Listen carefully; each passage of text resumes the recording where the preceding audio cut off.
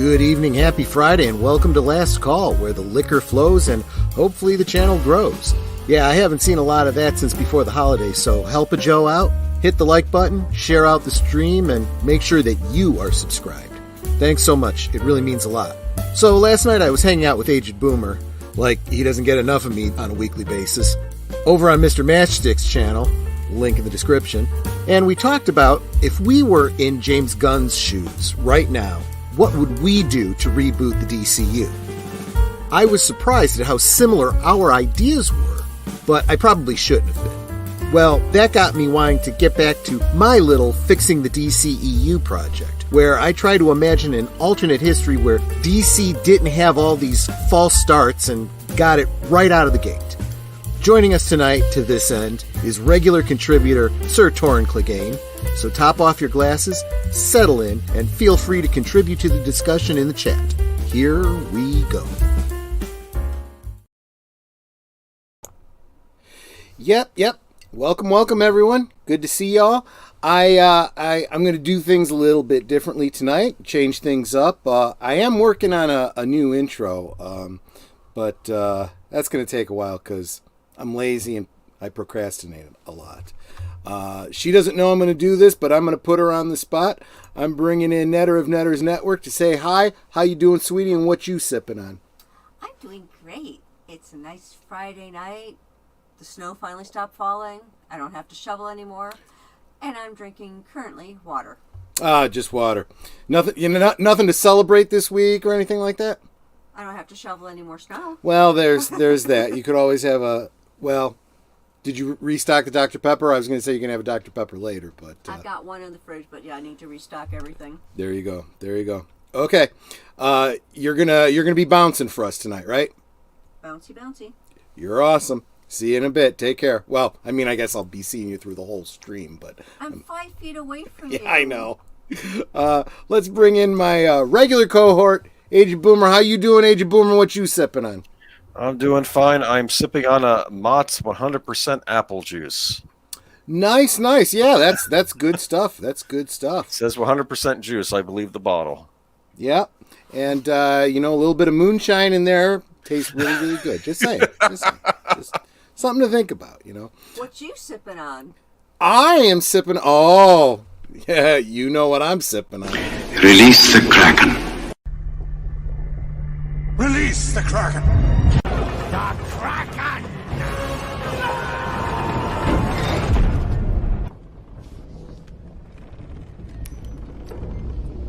Why is the rum always gone?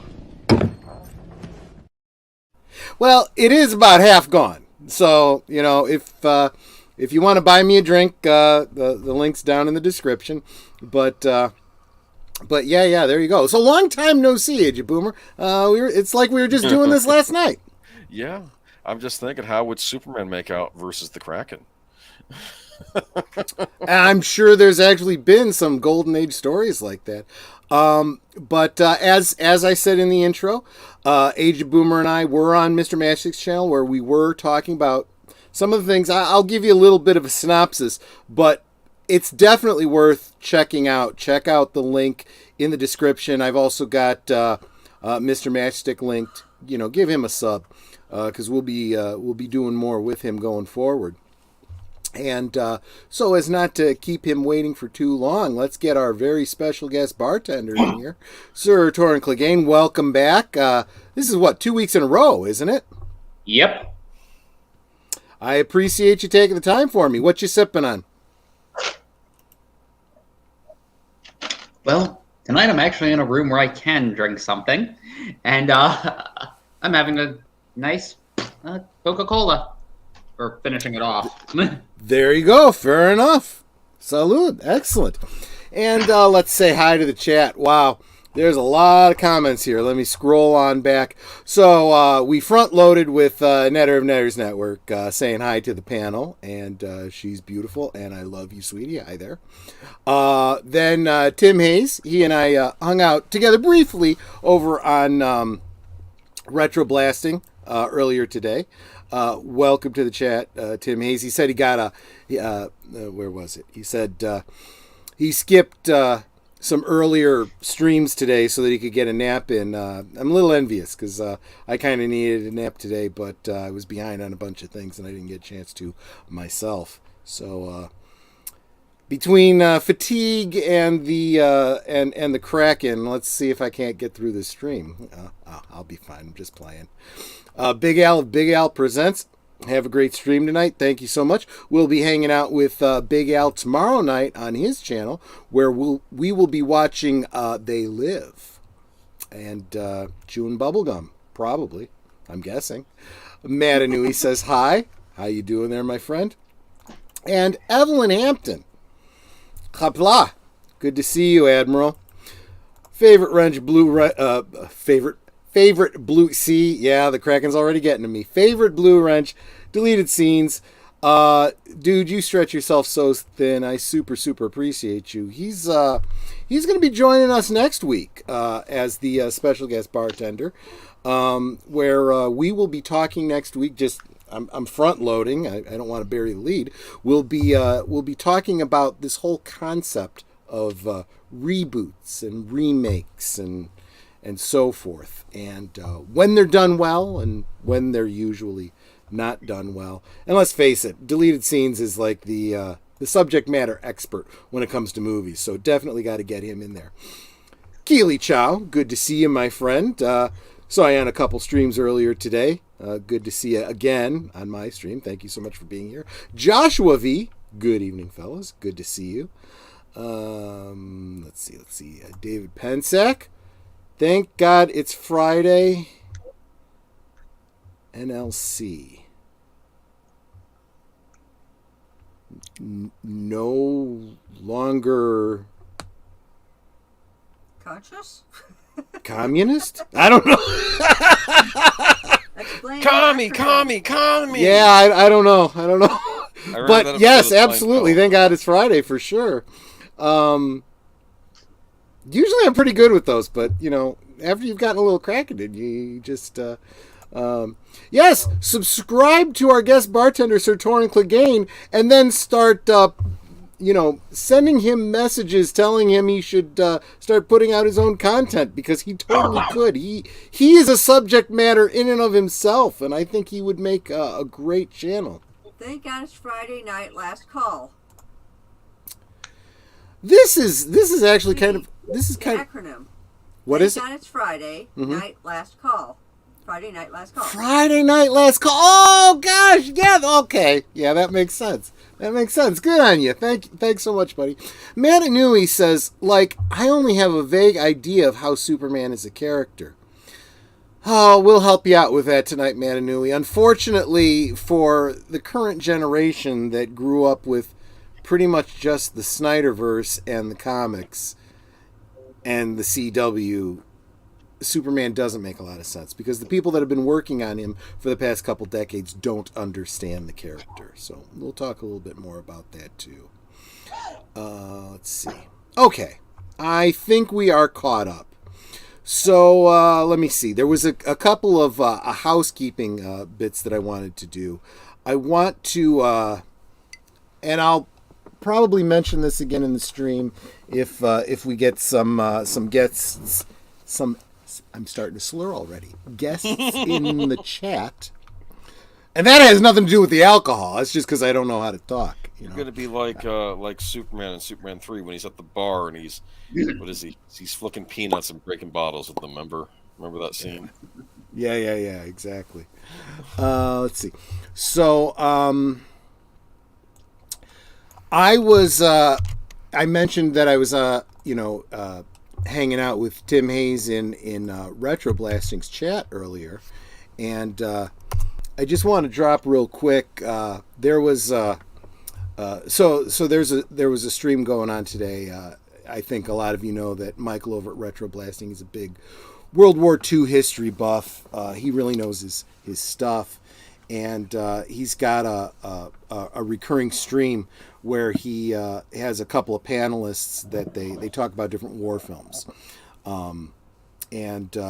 So I stopped in to say hi, and right around the 16-minute mark or so, I dropped a what are they called? I'm not monetized, so I don't. Chat. Super chat, yeah, thank you, super chat. Just to say, hi, wanted to support. Thank you guys, you're awesome. And they said really nice things about me and the channel. I didn't know that Tony from over at Analog Toys. I knew he had stopped by and seen the stream last year that Michael was on, but I guess he checked out a few of my other videos, and they said really nice things about me. So I'd love it if you stopped by the stream and dropped a note and said Troy sent me. Thanks for saying nice things about him. We're fans and whatnot. But in fact, as long as I'm plugging my friends here, let's make sure that you guys remember Michael from Retro Blasting and you subscribe to him. And let's also get Tony from Analog Toys in there. He's good people too. I'm gonna try to reach out to Tony and see if I can get him on one night. That's a little tough because he's over in Australia, so he's what is that, like 12 hours out from where we're at? That's a pretty rough time difference. But I'll see if I can't talk him into it, maybe. But anyway, so. A couple things that I want to front load a little bit with because, I want to take the burden off of Age of Boomer because he's got a very special edition of Geeky Geezers on Sunday. Yes, I do. What's going on Sunday? We are going to be. It sounds like I'm closing up the show. I'm not. This is the beginning. Deleted scenes will be a special guest. He and I will be discussing the Oscar picks. And then later on, we have some gaming stuff to talk about in regards to a lot of nonsense going on in the industry right now, like Microsoft getting inside your console and turning it off on you, and other things of that nature. And we got other stories too. I know that you were that.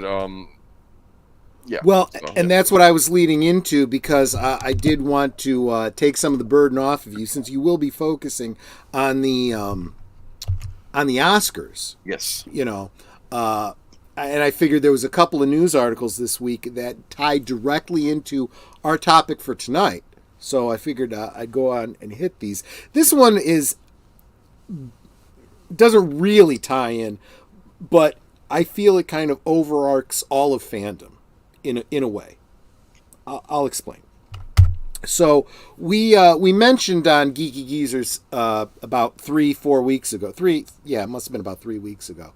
This whole hullabaloo about Wizards of the Coast changing their open game license, and the fans got pissed, and third party vendors got pissed, and it was all a big dust up. Well, the fans came out in droves, and they did petitions, and they sent letters, and the YouTubers, I mean, across the board, the YouTubers were like, yeah, if this is how Wizards of the Coast is going to treat everybody, we're done with Wizards of the Coast. We'll go to Pathfinder, or we'll just, we won't buy any new stuff. We'll just stick to the old stuff. We won't upgrade to the 6th edition or whatever you're doing. Screw you. And it just came out about an hour ago. They put out a notification. Yeah, we're not going to change the license. We're going to go forward even with new. We're going to stick with the Creative Commons and the open game license. And everyone's like, oh, really now? Okay. Why am I sharing that? What does it have to do at all with what we're talking about tonight? Fandom can make a difference. Seriously, if the fans can unify, and I know getting the fans to unify is like friggin' herding cats, but if you have something that is this egregious that everyone can get behind, I've said it before and I'll say it again, money talks. If a company is going to lose all of their business because they effed up so big, they'll screech to a halt and turn around. They absolutely will. So that's why I dropped the article. You can go take a look at the details yourself, of course. Again, nothing that I've said constitutes legal advice. The open game license is a legal document. It hasn't been tested in court. So even if you go, and there are gamers out there who are attorneys who are doing YouTube videos about the open game license, keep in mind, even though they know intellectual property, even though they know contract law, this has not been in the court system. The court system makes the difference. What a lawyer tells you that they've read is just theory. It's well-informed theory, but it's theory nonetheless. It doesn't become fact until a judge rules on it. So let's hope it never comes to that. But that's the whole thing about Wizards of the Coast. So there's that. One other piece, I got two other pieces. Now you got me thinking about herding cats. Think about it. It's not an easy thing. In fact, it's almost impossible. So, Titans, Doom Patrol, ending on HBO Max. Who's surprised by this? Did I drop that so that it became a link? Yeah, I did. Okay. So this is Titans, and was that it? Titans and Doom Patrol. So Doom Patrol was the one with Brendan Fraser as Robot Man. I heard it has a fan base. I've heard people like it. I haven't watched it myself, but I haven't seen it, but look, I heard that the very first episode, Brendan Fraser's doing a girl from behind and her boobs are out. I'm like, this is not DC Comics. Even, okay, I understand it's their Vertigo line, right? Which is for mature readers, but still. Come on. This is completely unnecessary. You could tell a dark story without... And look, I like boobs just as much as the next guy or lesbian. But, come on. Nice. Yes. Oh, yeah. I'm sorry. I was a little distracted there. No. What is going on? And look at this. Deleted scenes is herding cats. But, Doom Patrol, it probably did a pretty good story. It sounds like it was completely... I don't know. Anyone who watched it could tell me. I'd love to know. But I got the distinct impression that it was completely separate from the rest of the DC universe. It had nothing to do with the Snyderverse or tied to anything in specific, so I don't think it really matters at all. My issue from the beginning was Titans. And I don't think we need to go through that again, but F Batman and, ethnic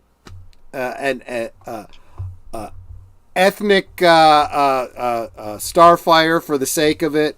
Well, look, the issue is that they just should have had her in orange makeup, right? Absolutely. Yes. I don't care if you cast a black actress, a white actress, an Asian actress. Her skin should be orange. Yes. She should be Tamaranian. Yes. Okay? Not human. alien bad. Yes. Exactly. Well, yeah, good point. Exactly. But and over on Midnight's Edge, they made a great comparison to what's the character from Guardians of the Galaxy? The green girl. Gamora, right. Gamora, okay. Gamora. Black actress. No one had a problem with her being a black actress because they made her the color of the alien she's playing. Yes. They could have cast a white actress, but they cast a black actress. They cast a really good black actress. No one had a problem. So this whole idea that, you just don't like a black woman play... No, that's gaslighting. That is gaslighting. Go away. I will say this, though. I did see at least a photo of the girl playing Raven. She at least looked like Raven, so... That's good. Yeah. Big Al said... Calling it like he knows what's going on. Absolutely. Wasn't Batman the villain at the end of the first season? Is that what they were going with that? No. It was Okay. it was a hallucination created by Trigon. Oh, I see. Okay. That makes sense. So, Final Fantasy fan, welcome to the stream. Thanks for being here, buddy. Super appreciate it. Want to tell some dark stories? Read Edgar Allan Poe. Let me tell you, Murders in the Rue Morgue is, I think that belongs in a Sherlock Holmes shared universe. But besides that, I could see Edgar Allan Poe doing a team up in an Elseworld with Gotham by Gaslight Batman. You know, I could dig that, absolutely. So, but yeah, I have absolutely no problem. The Teen Titans had some things on right. Most of it was completely wrong, and again, it was completely divorced from everything else that was going on in the DC universe. Not that I was the target audience for the Snyderverse, but I got the distinct impression this was not even part of that DC universe at all. Again, this was still the peas and carrots. And those of you that have been with me a while know what I mean when I say peas and carrots. They had this thing where they couldn't allow their peas and their carrots to touch on their plate.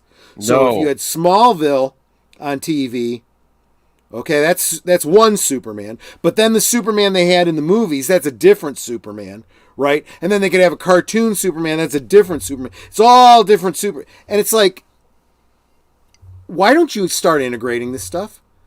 And we thought, and this is going to be our pivot point in a little bit, we thought that Smallville was going to do that. What they were going to do was maybe, I don't know, do spin-off shows. They even tried to do that. They had episodes of Smallville that were backdoor pilots for Mercy Reef, which would have been about Aquaman.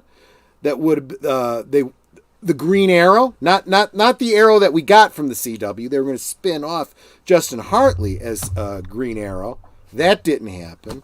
There was a lot of other DC characters introduced in Smallville that could have gotten spun off and didn't. And then when that ended, they lost all their momentum and restarted the CW with Flash and Supergirl and whatnot. And again, another Supergirl, a third Supergirl. It's like, come on, guys,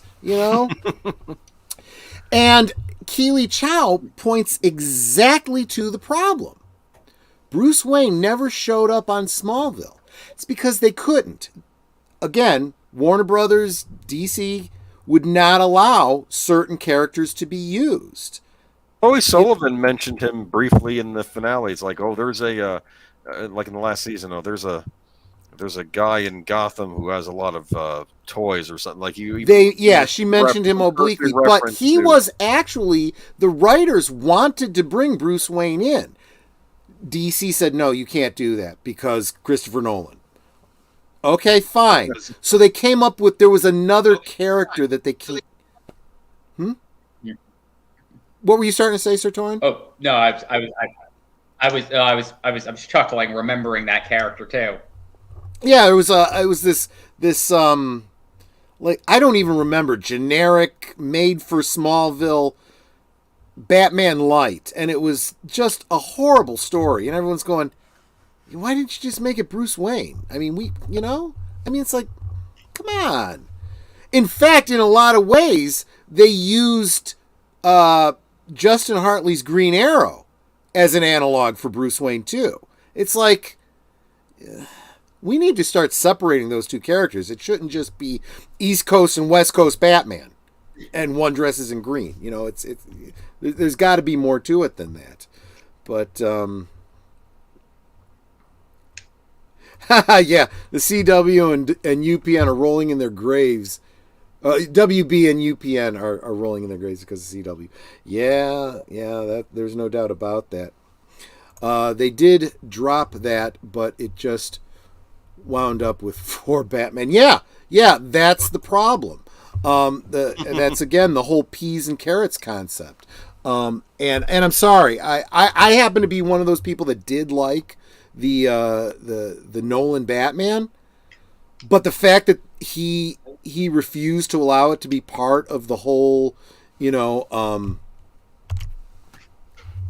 DC cinematic universe, I'd have been like, you're very talented. You've got some great vision, but this is what we want for Batman. If you're not willing to do that, bye. We had come with a reason why he may not have wanted to in the beginning, though. I don't remember what it was. Because he's a friggin' auteur that thinks who the hell he is, and it's my movie. But there was another reason for it too. That maybe I don't remember what it was. There may have been a reason why something that didn't happen at the beginning when they were rebooting. That may have been why he decided just to make it a standalone trilogy. I don't remember. It shouldn't have been his decision to make, though. It should have been Warner Brothers. It's their property, and they should have said, "This is what we're doing." Well, but see, that's the problem. They were still doing that old peas and carrots thing, so they were okay with it, and that was really the bigger problem. I don't know. It's a shame. Then there was Superman Returns, which I guess was supposed to be a soft reboot of the Christopher Reeve series, which didn't pan out. Well, why do you think that was, Agent Boomer? I know you have some strong opinions about that. Which I'm just saying it. There was the whole Stalker Superman bit that I brought that up, but I don't know. It's just It also felt like the director, whoever, I guess Bryan Singer, he didn't have enough confidence in Brandon Routh. I think one of the critics was pointing out they didn't let him speak in the movie hardly. That's a problem because you need to connect with Superman. Something I brought up in the stream last night with Mr. Matchstick. You need to, and my suggestion had been, don't do a new origin, but do it. You're already in Metropolis. Maybe it's Clark's first day at the Daily Planet or whatever, but you see the story. Instead of, your traditional third-person view, you kind of see it through the eyes of Jimmy Olsen mostly. A little bit Lois Lane. Kind of like turn them into the R2-D2 and C-3PO of this. You're seeing it through their point of view, right? Because you want the audience to look at Superman and Clark and want to be his friend. You want to be Superman's pal, right? You want to be Jimmy Olsen. And some of the women, and some of the men, maybe, want to be the Lois in love with Superman, too. You want to push that, too. So you want to see it through Lois's point of view, too. But, and that humanizes it, because, again, it's not about the super, it's about the man. That's the difference between the Superman we got with Christopher Reeve and the Superman we got with the Snyderverse. I think all you really need, I don't think you need to go and hash his origin. I think you can already have it be Superman's in Metropolis. Lex Luthor is his arch enemy, or his arch nemesis. That's what absolutely. Yeah. Look, a lot of the Superman and Superman and Batman have been done over and over and over again. Their origins have been done on screen, big and little screen, and in the comics so many times. Everybody knows the stories. It's a modern myth, right? Mm-hmm.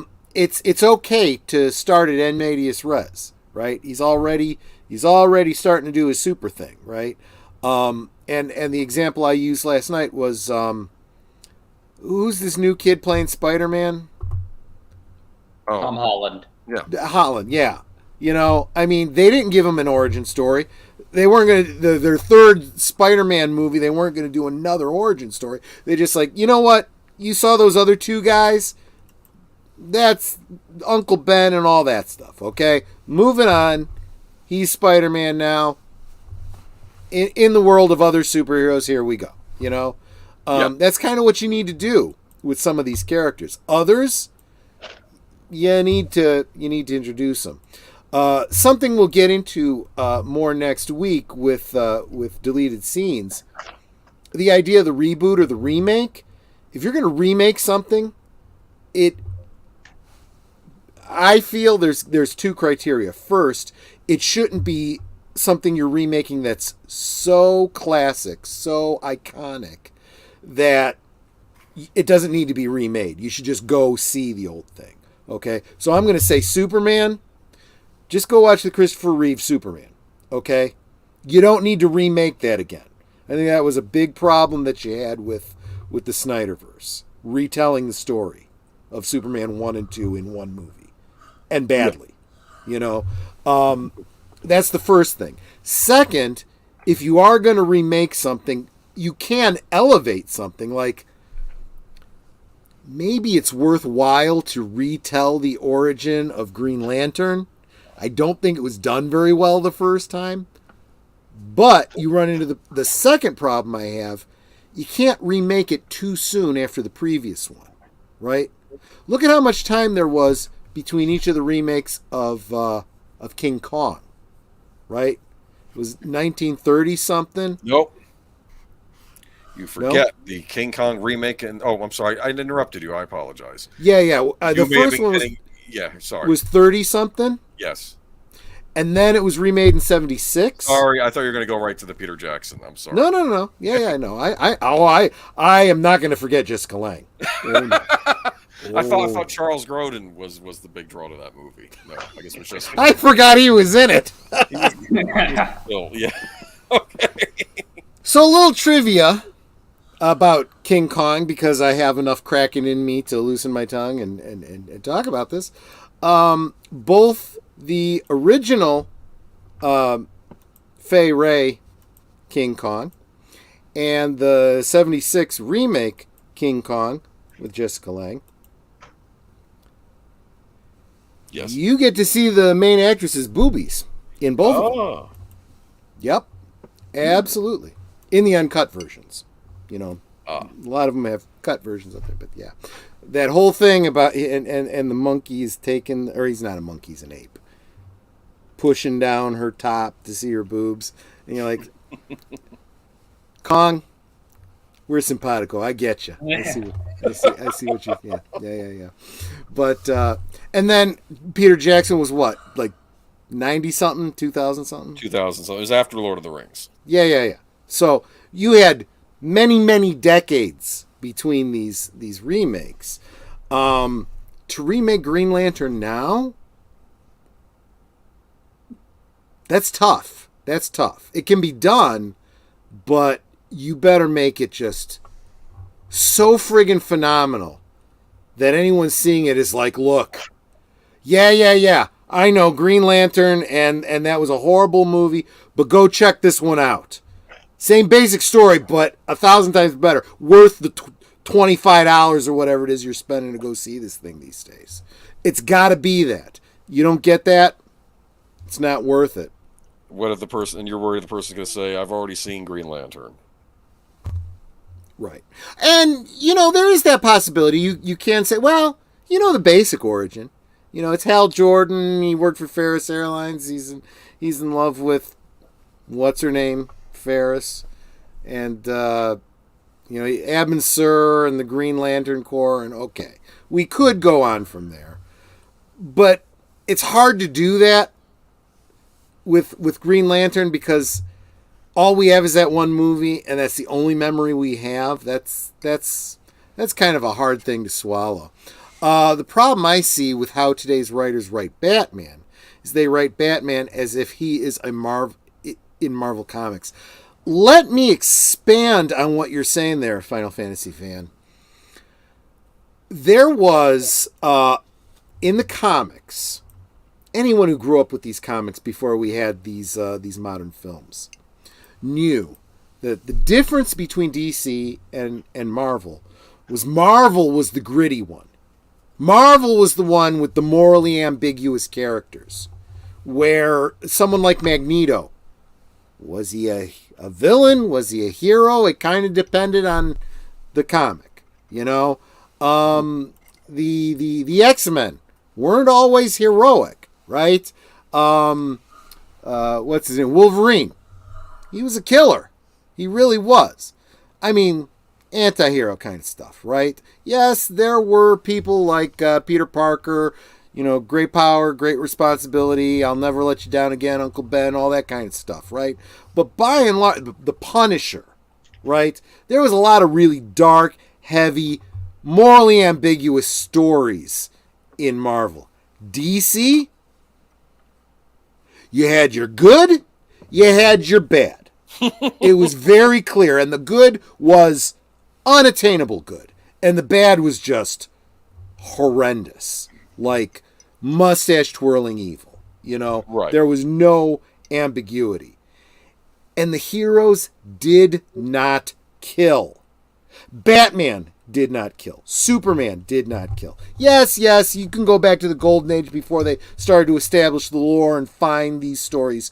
Screw that shit. Once they got it on, yeah, I figure we're a good more than a half hour into it. I can use some curses. Well, I mean, isn't that the new rule on YouTube? Yeah, they're First looking 15 for you when minutes, you're whatever. I don't know. dropping the F-bombs and whatnot. I mean, and DC was the happy, bright, and Marvel was the dark. Well, now the movies come out, and Marvel under Jon Favreau did a great job of kind of sticking to the source material by and large. Getting the spirit of it right, and but.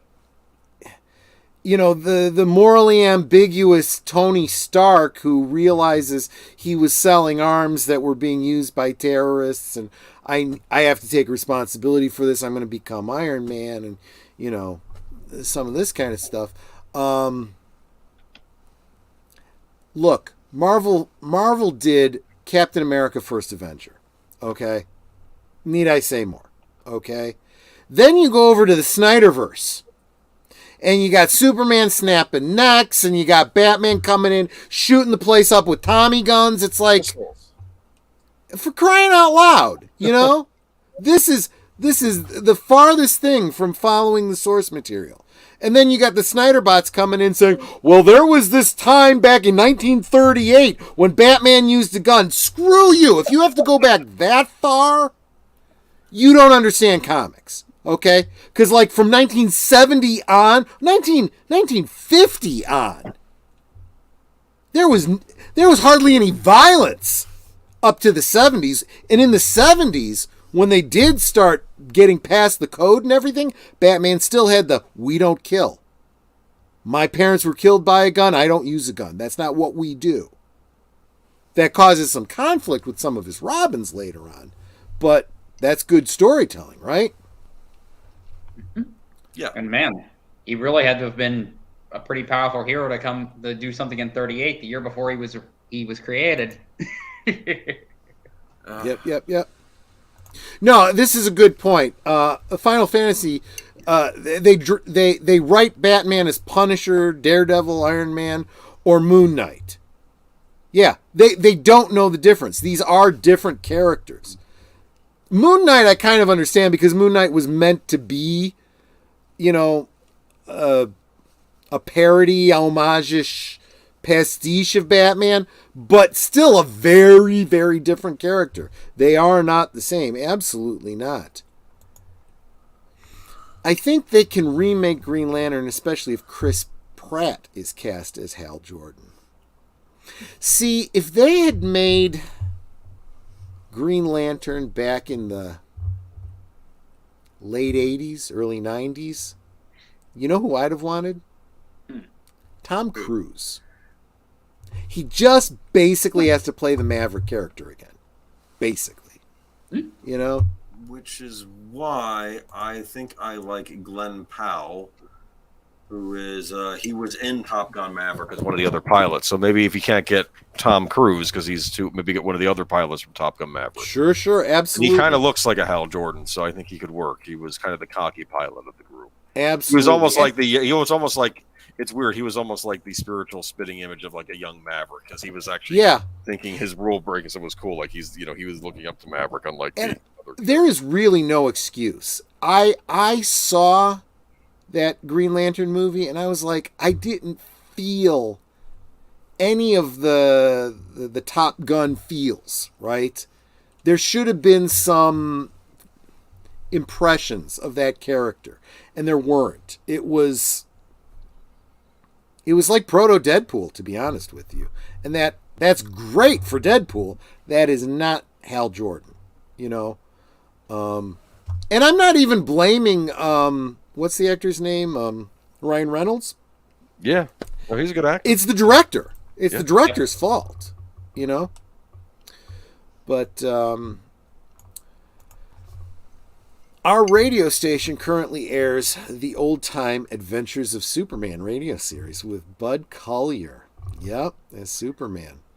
There are some crossover episodes with Batman and Robin. That's absolutely true. Yeah, even back then they were doing the crossovers. Yeah, and in fact, you even got into that a little bit in the comics anyway. You're talking about comic crossovers, talking about that in your presentation last night. So again, check out that stream on Mr. Matchstick's channel to hear what A.G. Boomer and I were talking about over there about that. But yeah, good point.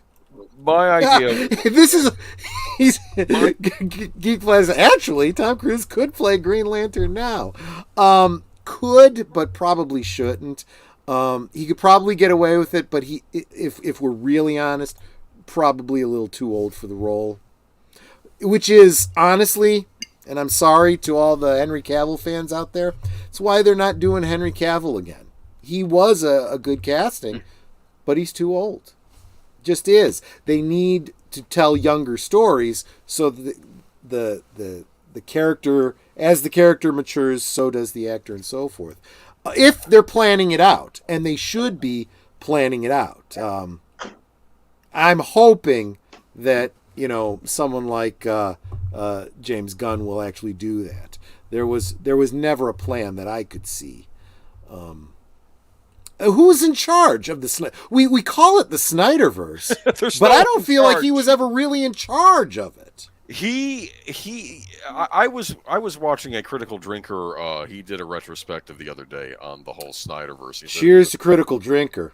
Yeah, very badly managed. He was making a point that Snyder's original plan for his own verse and it's Zack Snyder's defense. I'll even say this: he didn't want to run into the Batman versus Superman movie.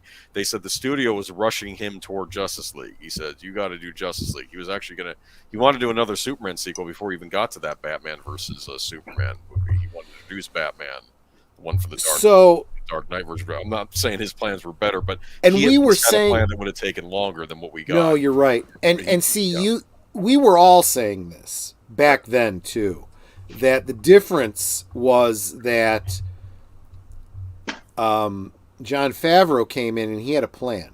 He had the phases planned out. He had an outline. He had thought it all out in advance. Whereas Zack Snyder may have done, but he didn't have the cojones that Favreau clearly has. Well, if you're following the stories right now on Dictor von Doomcock and so forth. Well, did you see that one? I didn't, but in defense of even probably back when maybe the idea of doing an Avengers movie with all of the superheroes in one movie, maybe that was an untested territory for studios. So maybe at that point that was the risk, and they were wanting to do the more safe bets with standalone superhero movies before they got to an Avengers movie. I don't know what the mindset was back then behind that. Yeah, but it's possible it's possible not. Maybe they wanted him to, but whatever the case was, they didn't rush toward an Avengers movie right away. They planned it out. So when it happens, people are like, "Oh, I know that guy. I know that guy. I know that guy," because they've seen the prior movies. Whereas Warner Brothers said they wanted, from what I heard, the executive says, "We want that Avengers money. Make a Justice League movie."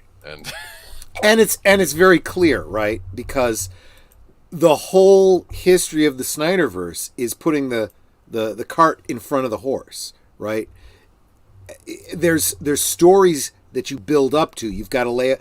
How do you build a house? You put down the foundation, you build the walls and the support structures, then you build the roof. And they were trying to build the friggin' roof before they'd even laid the foundation. And I'm specifically talking about Batman versus Superman, right? Batman versus Superman was very heavily drawing from The Dark Knight Returns, and I don't mean the movie. I mean the comic book, but also Death of Superman and Death of Superman. Right, both of those stories are stories that take place many years after you've established these characters. They're not the immediate aftermath. That's why that failed so badly. Justice League also does not start when the characters are just starting out. They establish themselves first, and then there is some sort of a world-affecting crisis that they need to come together to, fight against. But they didn't want to do that. They wanted to front load all of this stuff. I just realized they took more care, and this was Legendary Pictures, not necessarily Warner Brothers, and the Warner Brothers brought this with the Godzilla universe movies. They start out with Godzilla, then they do Kong Skull Island, then they do another Godzilla movie, and then excellent point, Boomer. You're absolutely right about that. The other one is Suicide Squad.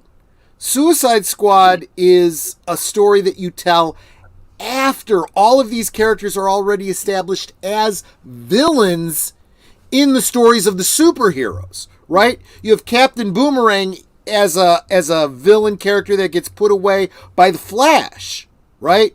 You have Deadshot, fighting, what was he, a Batman villain or Teen Titans villain or whatever? He was in a bunch of different stories. But you have all of these characters put away by the heroes in the first and second phase. Then they are sitting in prison, and then they get to be anti-heroes. That's how you tell the story. You don't go, hey, these characters you've never heard of, we're just going to show you a bunch of exposition at the beginning. The equivalent of a 20-minute Star Wars crawl to explain who these characters are, and now love these characters as we tell their stories.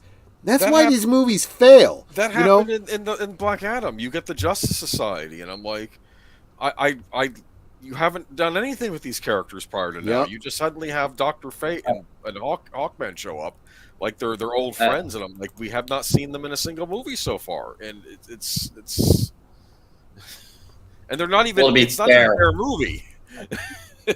What's that, Sir Torrin? I was going to say, to be fair, any writer worth their salt would be able to introduce those characters without being what's the word? Crappy at it. Yep. David Ayer, I will say this about him. The only time I've ever seen any of his movies work is if he had a really good cast to elevate the material. I'll say this. He wrote the movie Training Day, which, I talk to people, they treat it like it's some sort of masterpiece.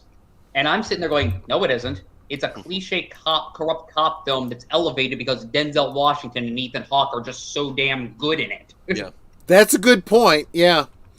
Real quick, I want to say hi to Mr. J, Joker Voice. Good to see you. We were talking about Joker a little bit earlier. Well, actually, I think we were talking about it behind the scenes, really. Joker is a tragedy of how he's been treated in the films.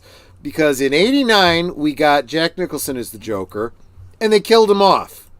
Because that was the problem with that version. I love that version. That was just stupid. Really.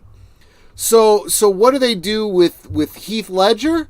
Oh yeah, they keep him alive because they know, maybe we use him again in the future. Then the actor dies, and then you got whatever you got in the Suicide Squad. Forget that.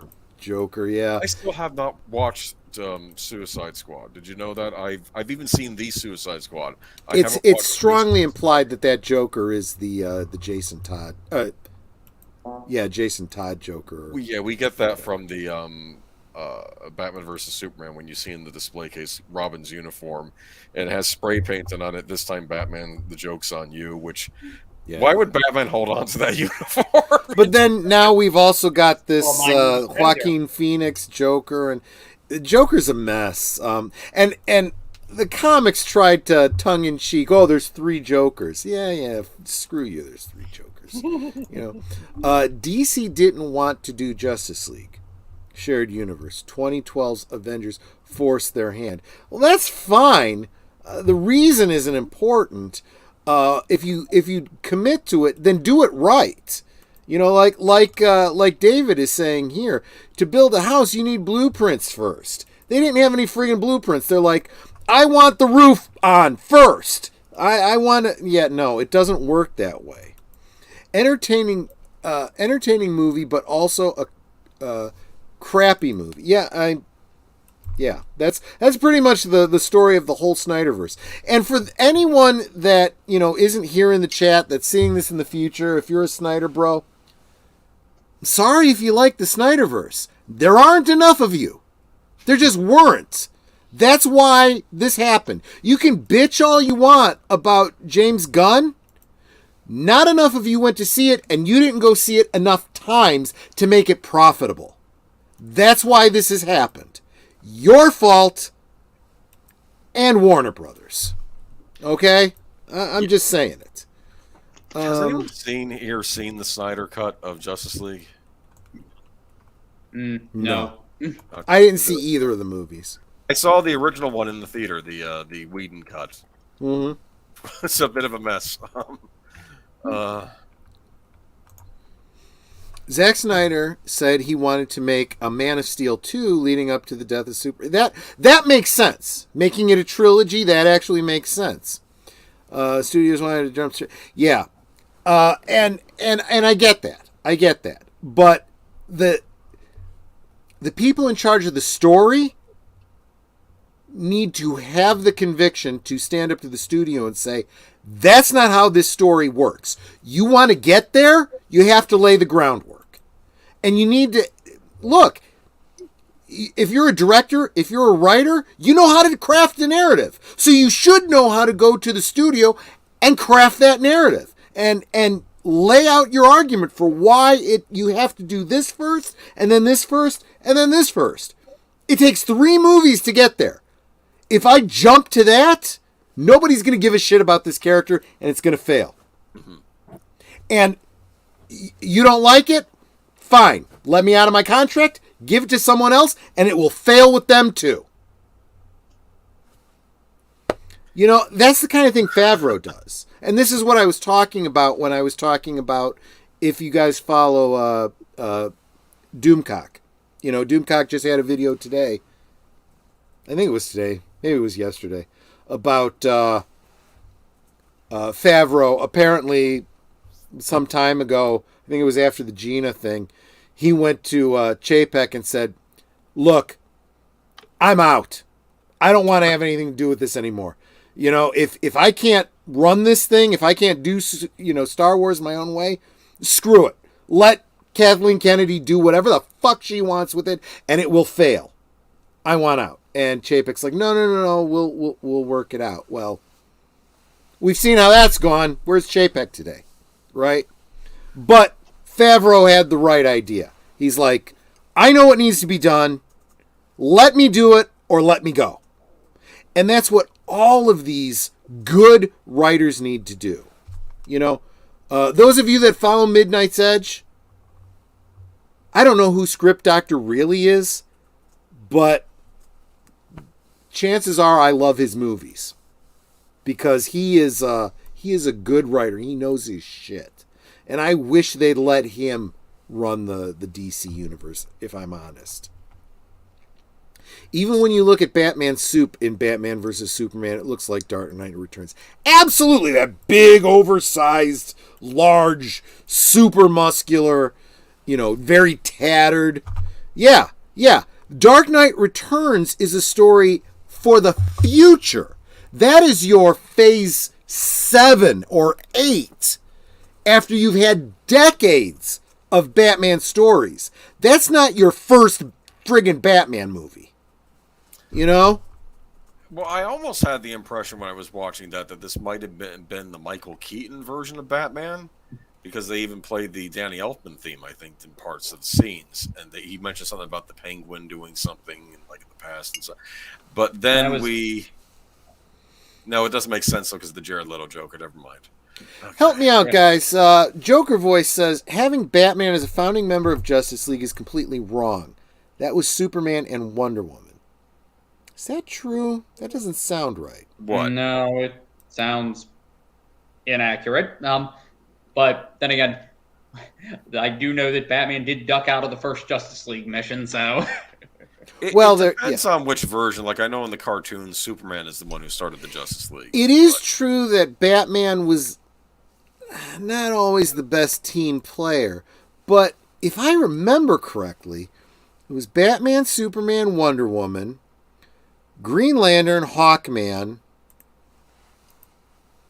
John Jones, Flash, and they were all fighting Starro. That was the first Justice League story, wasn't it? Yes.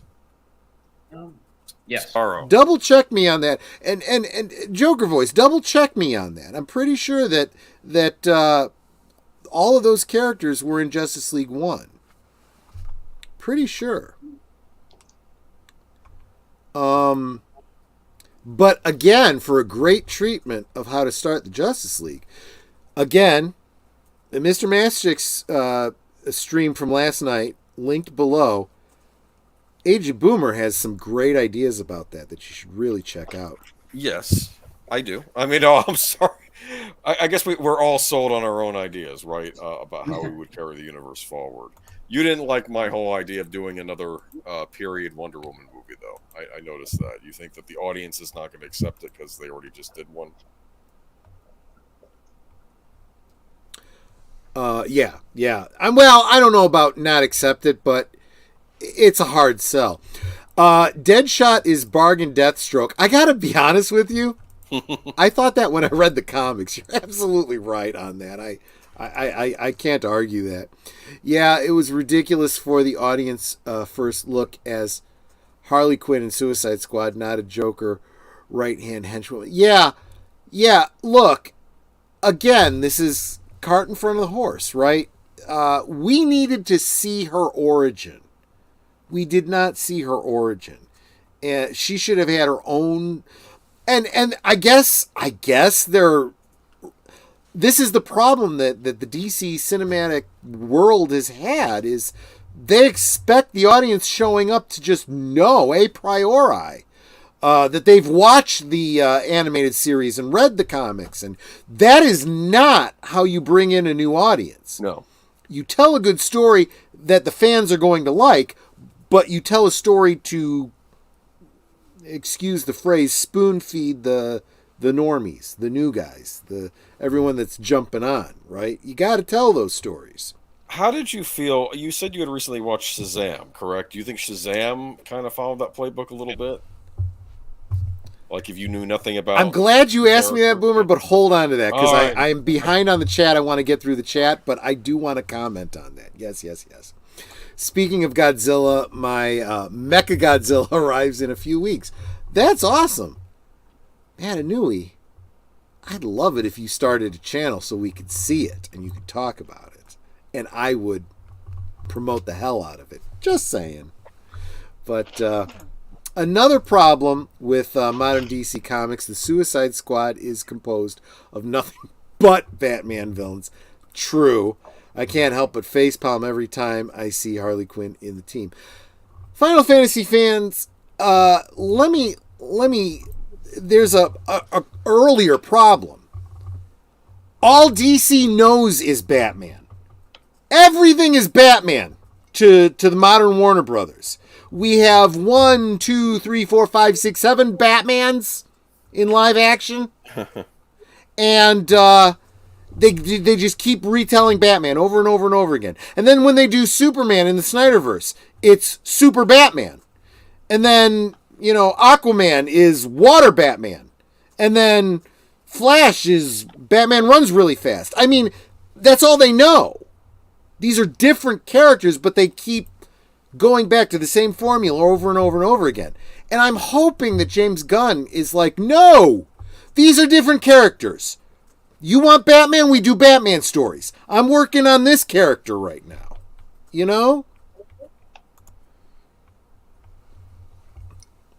Yeah, everybody's kind of talking about the stories. I'm so behind on chat. I'm sorry, Evelyn. So I don't know where we're at on this, but saw both versions. There's so many versions of so many of the lore here.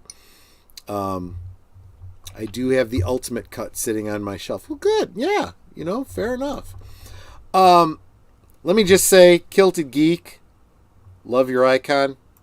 I'm a huge V fan. One of these days I might have to do a stream just dedicated to V. God, I love that show. Or those 2 miniseries. The show was terrible, but I have it on DVD. I still kind of love it. I don't disagree, but I think it could have been salvaged with some better writing. That is the key, right? All of it could be good if the writing was there. So two things. The writing has to be good, and the writer and director have to be prepared to go up to the producers and the company and say, do you want me doing this thing or not? Do you want this to be a success or not? Either let me do my thing, or I'm not doing it. You know, that's really what it comes down to. Welcome to the stream, Pacific 414. He was a guest on the stream last year, and maybe again in the future. We'll have to talk. Just to let, what are we? We're at about the midpoint of the show. Something I was kind of thinking about doing going forward is I want to bring back some of my favorite guests from the past year and bring them back this year and get reacquainted and caught up and have some drinks with y'all and promote each other's channels and so forth. I think that's always great. And just a reminder, if any of y'all want to reciprocate and have me on your channels, I would love to sit and chat with you on your channel, and I'll probably drink on your channel too.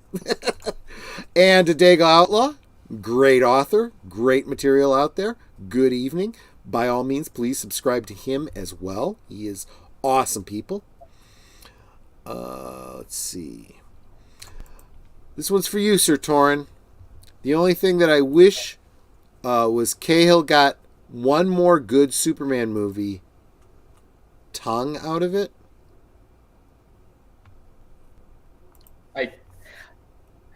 No, it was ooh, sorry. I'm usually good with parsing out what people mean, but I'm halfway through. You know. Well, no, they're talking about Kraken, Cavill so. getting a good Superman movie. I mean, I'm not sure how I feel about Cavill in the long run. This is the thing I've said about Superman. Mm-hmm. I feel like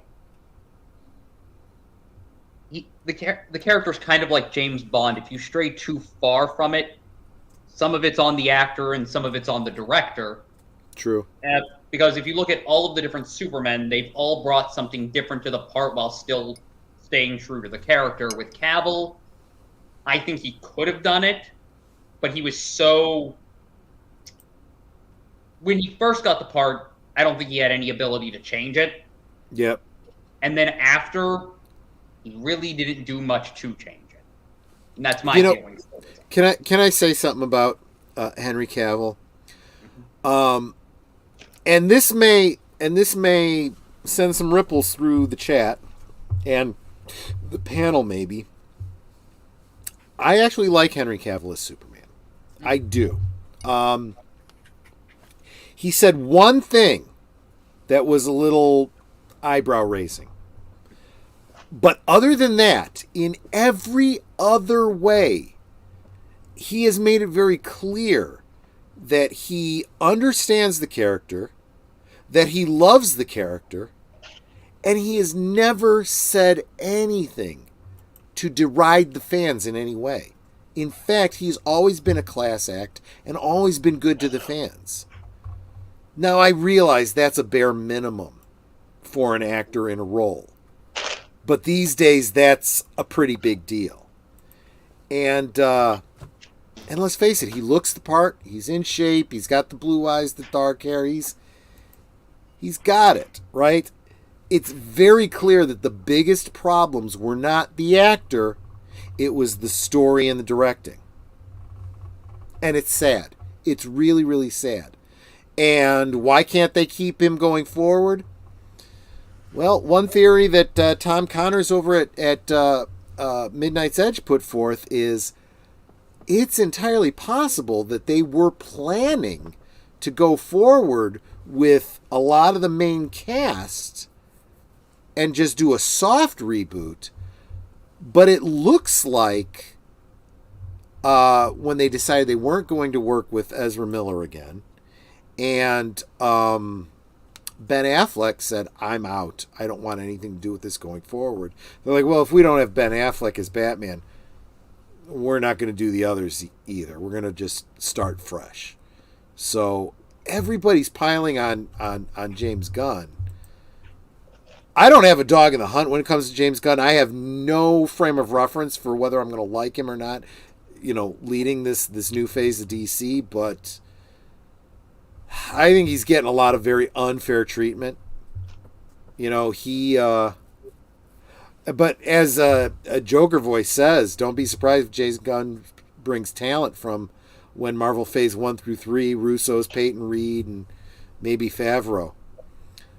I hadn't thought about that, but that's a great point. Let's face it, James Gunn himself is kind of being poached from Marvel.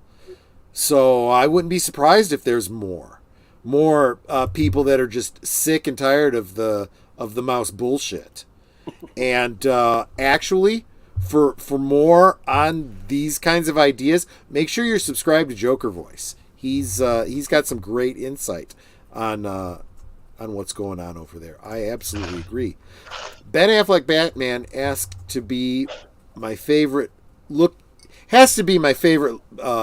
Batman in the movies, and the fight scene in the warehouse. Yeah, the fight scene in the warehouse, if it weren't for the shooting everybody up with Tommy guns, I could agree with you, because it comes off very much like some of the fight scenes in like the Arkham games, for example. I totally get that.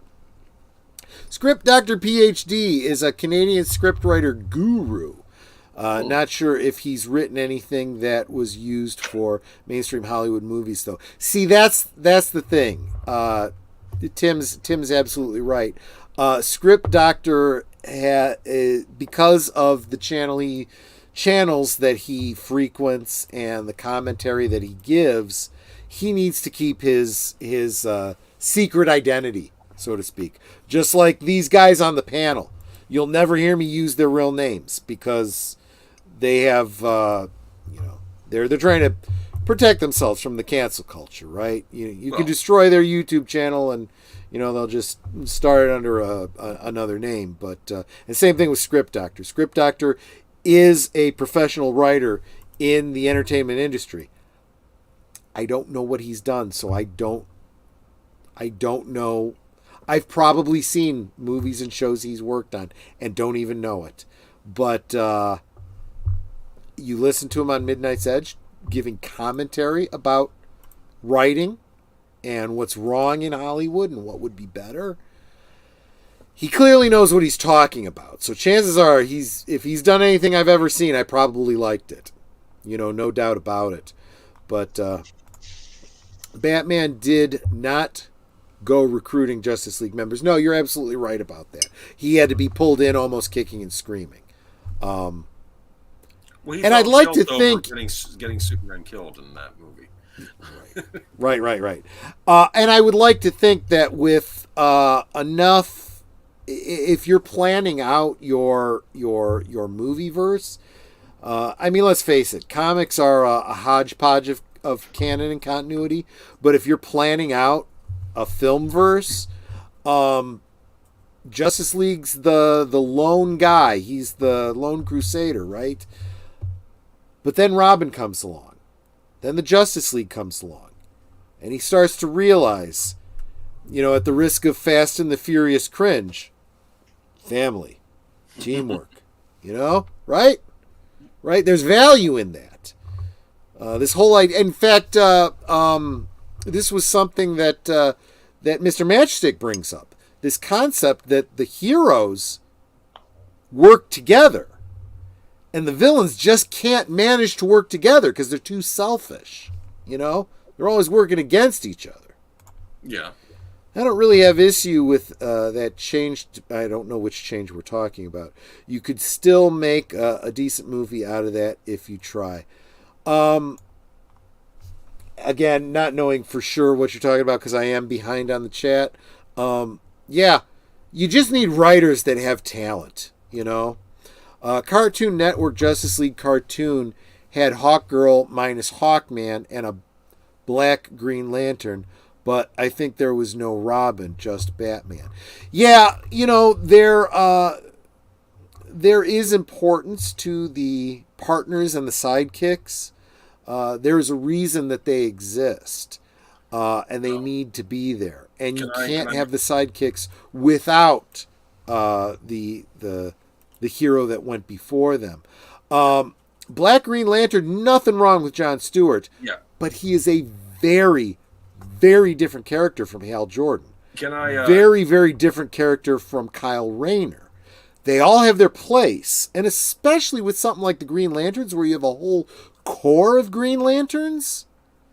But you got to plan your stories out. You got to tell one, and then you got to later on tell the other. Introduce the other, and so on and so forth. That progression of story has to happen, right? Look, everybody wants to be a grown-up, but you got to crawl before you can walk, right? You gotta go to school before you can get a good professional job and whatnot. And I say school loosely, right? I mean, I'm not disparaging, the working class people that apprentice. One way or another, you need to learn your trade somehow before you can start practicing it, right? Yeah. The Robin Justice League takes place after the original Batman the Animated Series. It's implied, especially during there's an episode where there's Superman's funeral where I saw Tim Drake there with them, so I'm assuming he was still Robin. We just didn't see him in episodes where Batman was with the Justice League. As for Jon Stewart, they did introduce Kyle Rayner as the first Green Lantern on Superman the Animated Series instead of Hal Jordan, because I think that was during the whole DC era where they made Hal Jordan evil, and then they got rid of him and got Kyle Rayner in, so they didn't even address Hal Jordan. And again, Hal Jordan being evil doesn't make any sense if you didn't already see him as a hero. Yeah, there's nothing. There's no stakes in. Oh my God, no! So I think on the cartoon they just didn't even bother mentioning him. I think they didn't know what to do, so they just had Kyle Rayner as the Green Lantern. That's what they did. And man, I know he's absolutely right. It wasn't a great movie. So regardless of what they were going for, it didn't succeed. The idea of the Justice League was actually the Flash out of a Superman, Wonder Woman, and Green Lantern Batman was always someone who worked with the Justice League but not really a member. You kind of have a point, and actually that became very true almost very quickly as Superman and Wonder Woman pulled back too. And they were like, look, they were the Trinity, right? They were the big experienced, ones, and everyone else kind of was second tier. I hate saying it that way, but that's kind of how it was. And they came in when they were necessary, but, the day-to-day Justice League, writing out the meeting minutes and whatnot, that was the rest of them. Superman, Wonder Woman, and Batman were the call us when, something really big goes down type of stuff, But let's see. Let me jump down. I'm way, way behind on the chat, guys. Sorry. That's fine. Sorry, can't type tonight. Spell check is not our friend. So there's some chat going back and forth. Fuck cancel culture. I'm not sure what that reference is, but I'm with you 100%. He's probably written for some TV show. Yeah, we can only speculate. I don't want to speculate too much on air because honestly, I want to protect the secret identities as much as possible. Greetings, programs. Maxworld Entertainment. So good to see you, buddy. You are awesome. You don't know this, but I stopped by your stream a little while. I lurked a little bit. It was good to see someone playing the classic era Gorn. Using the FASA designs for their ships.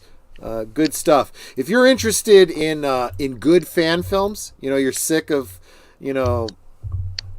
the trash that's being put out by the so-called professionals, I would follow Max World Entertainment. He'll let you know the good fan films. You're not going to get good acting. You're not going to get good special effects, but you're going to get good stories from people who actually understand the characters, by all means.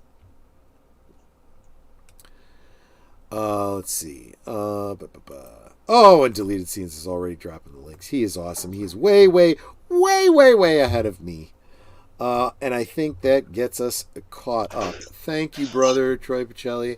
I am humbled by your love. Dude, I love a lot of YouTubers, and there's a lot of YouTube. People ask me, do you watch any TV anymore? No, I don't watch any damn TV anymore. The only thing I watch is YouTube. But I watch so much YouTube, I can't keep up with all of it. I'm just glad that you guys have your streams, out there so I can see them anytime I want to. That's pretty much how it has to be. But yeah. So anyway, wow. So we've been at this an hour and 15 minutes, and I've actually loved letting the chat kind of run the show for us. But let's start pivoting back to.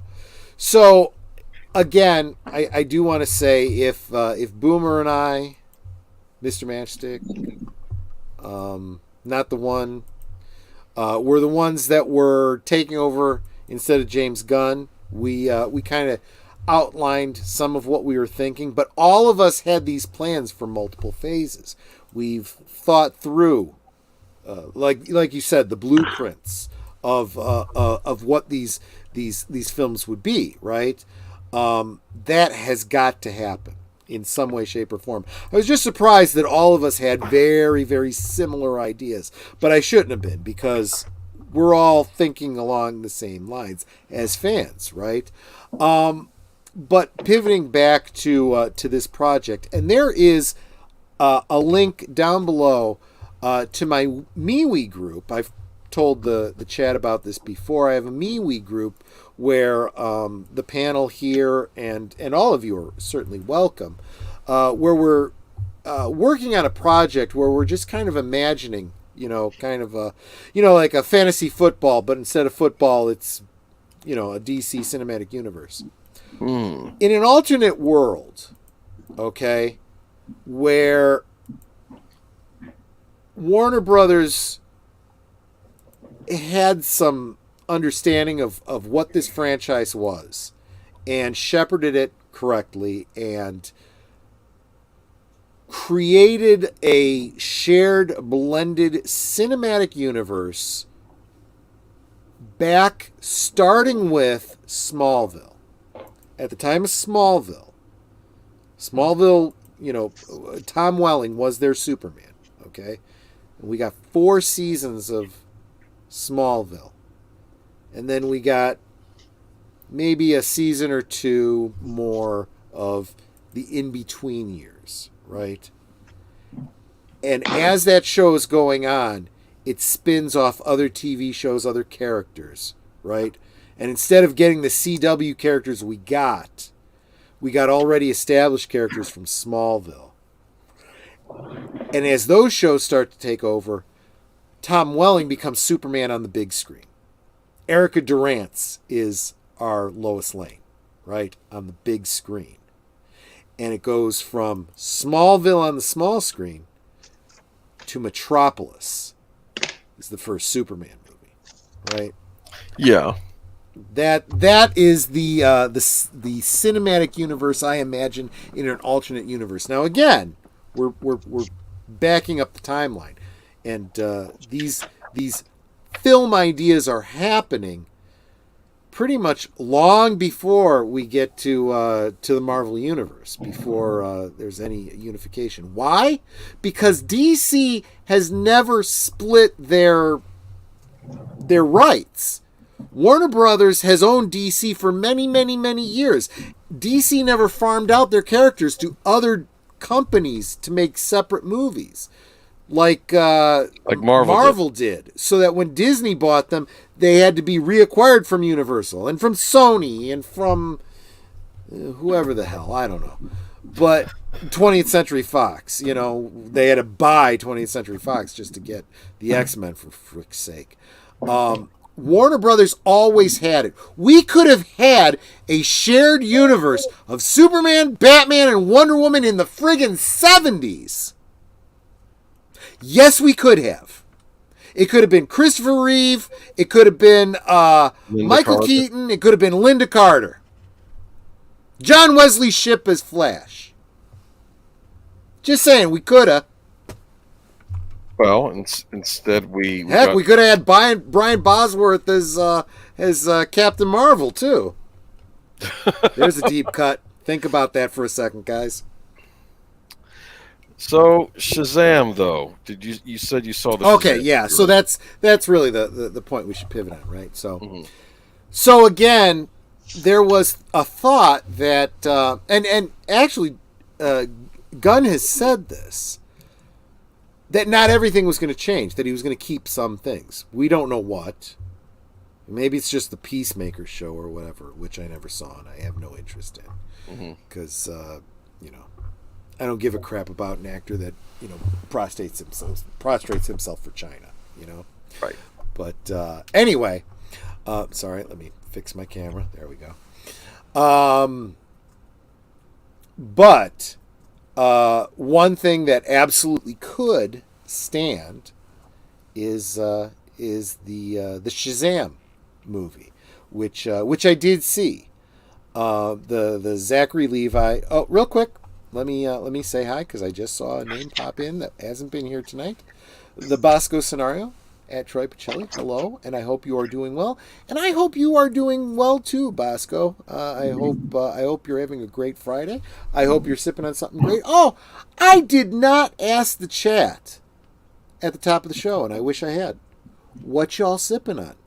Put it in the chat. I'd like to know what y'all sipping on. Doesn't have to be alcoholic. If you are a teetotaler, that's perfectly acceptable. Everyone's welcome at this bar, but there is no drink minimum. But yeah, I certainly want to know. I really like the character of Chloe Sullivan. I thought they might have made her Lois by her adopting her cousin's name as a pen name or something like that. Yeah. I mean, although I did like the idea of the introduction of a new character like Chloe, there's nothing wrong with that. Honestly, I thought they were going to kill her off at some point. I think that would have made some great character building. They could do whatever they wanted to with Chloe, to be honest with you. Cafe con leche. Good. Sounds a little sweet for me, but I like my coffee black as midnight on a moonless night. Right, deleted scenes?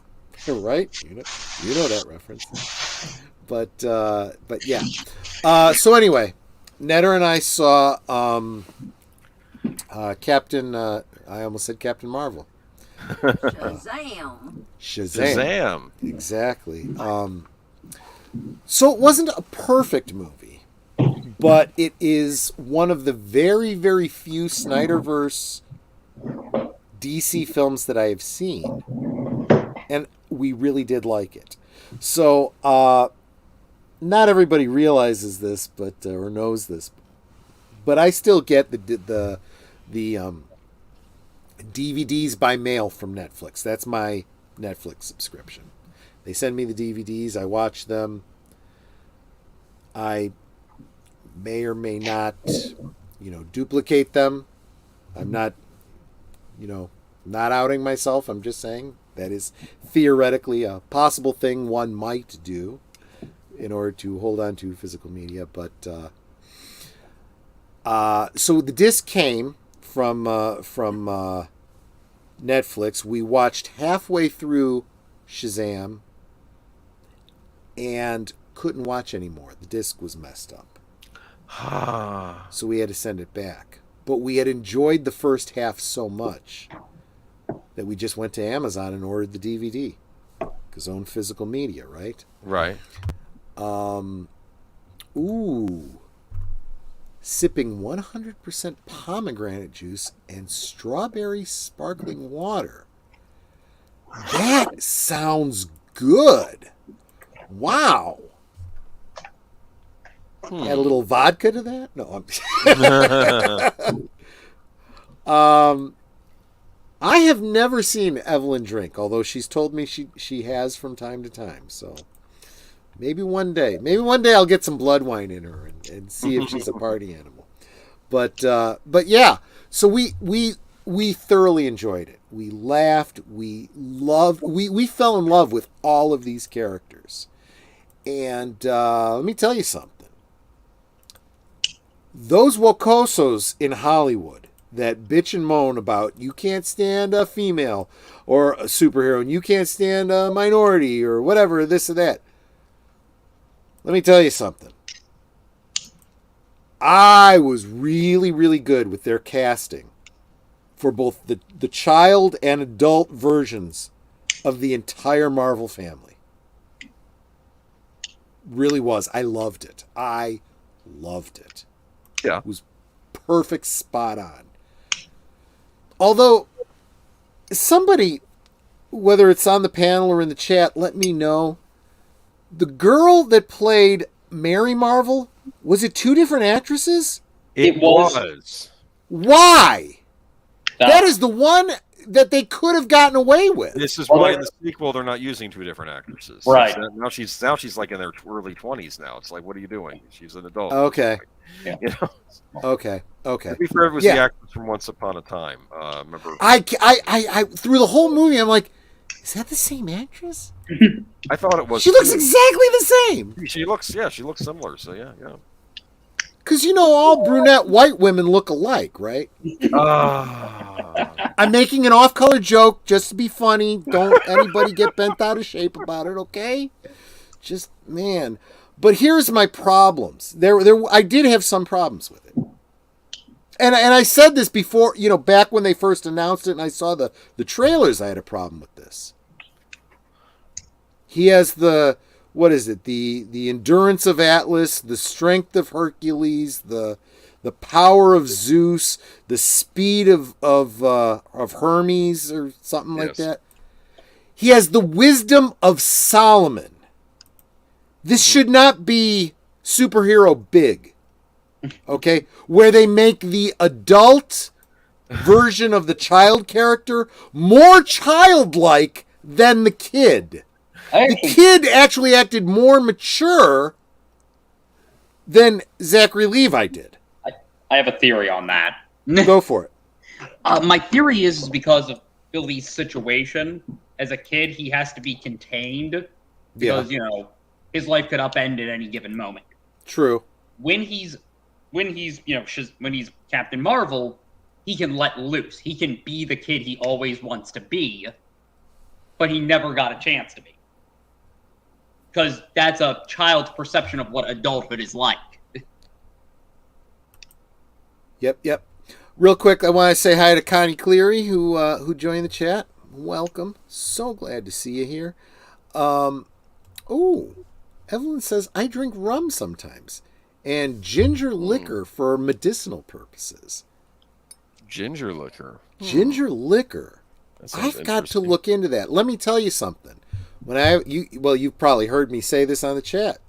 When I have an upset stomach, I drink a ginger beer, which isn't a liquor at all. It isn't beer of any kind. It's not fermented at all. But it kind of burns a little bit, but it really settles the stomach really, really well. If you can't get ginger beer, chew on a little piece of ginger root. It really does settle the stomach. But I love me a Moscow Mule too. That's another good use of ginger beer. That's why I always keep it in the house. And Joker Voice says Shazam was a decent family film. Let me pause right there.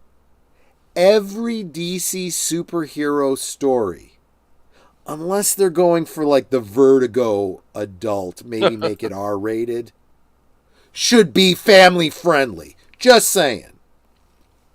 Good standalone, but the title has to be scrapped as well. The only holdover is Jason Momoa cast as Lobo, the role he should have been.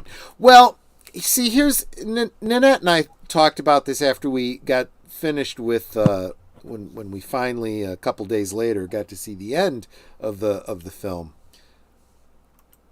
There is a walk-on at the very end of what appears to be the Snyderverse Superman, right? It's the costume from the neck down.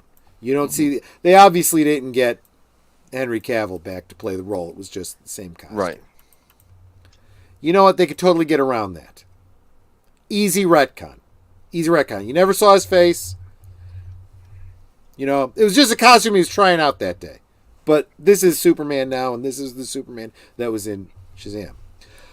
All of those scenes in the drawings, Billy's interpretation of those heroes. That doesn't mean it's actually those heroes, right? Right. Aquaman, well, I don't know.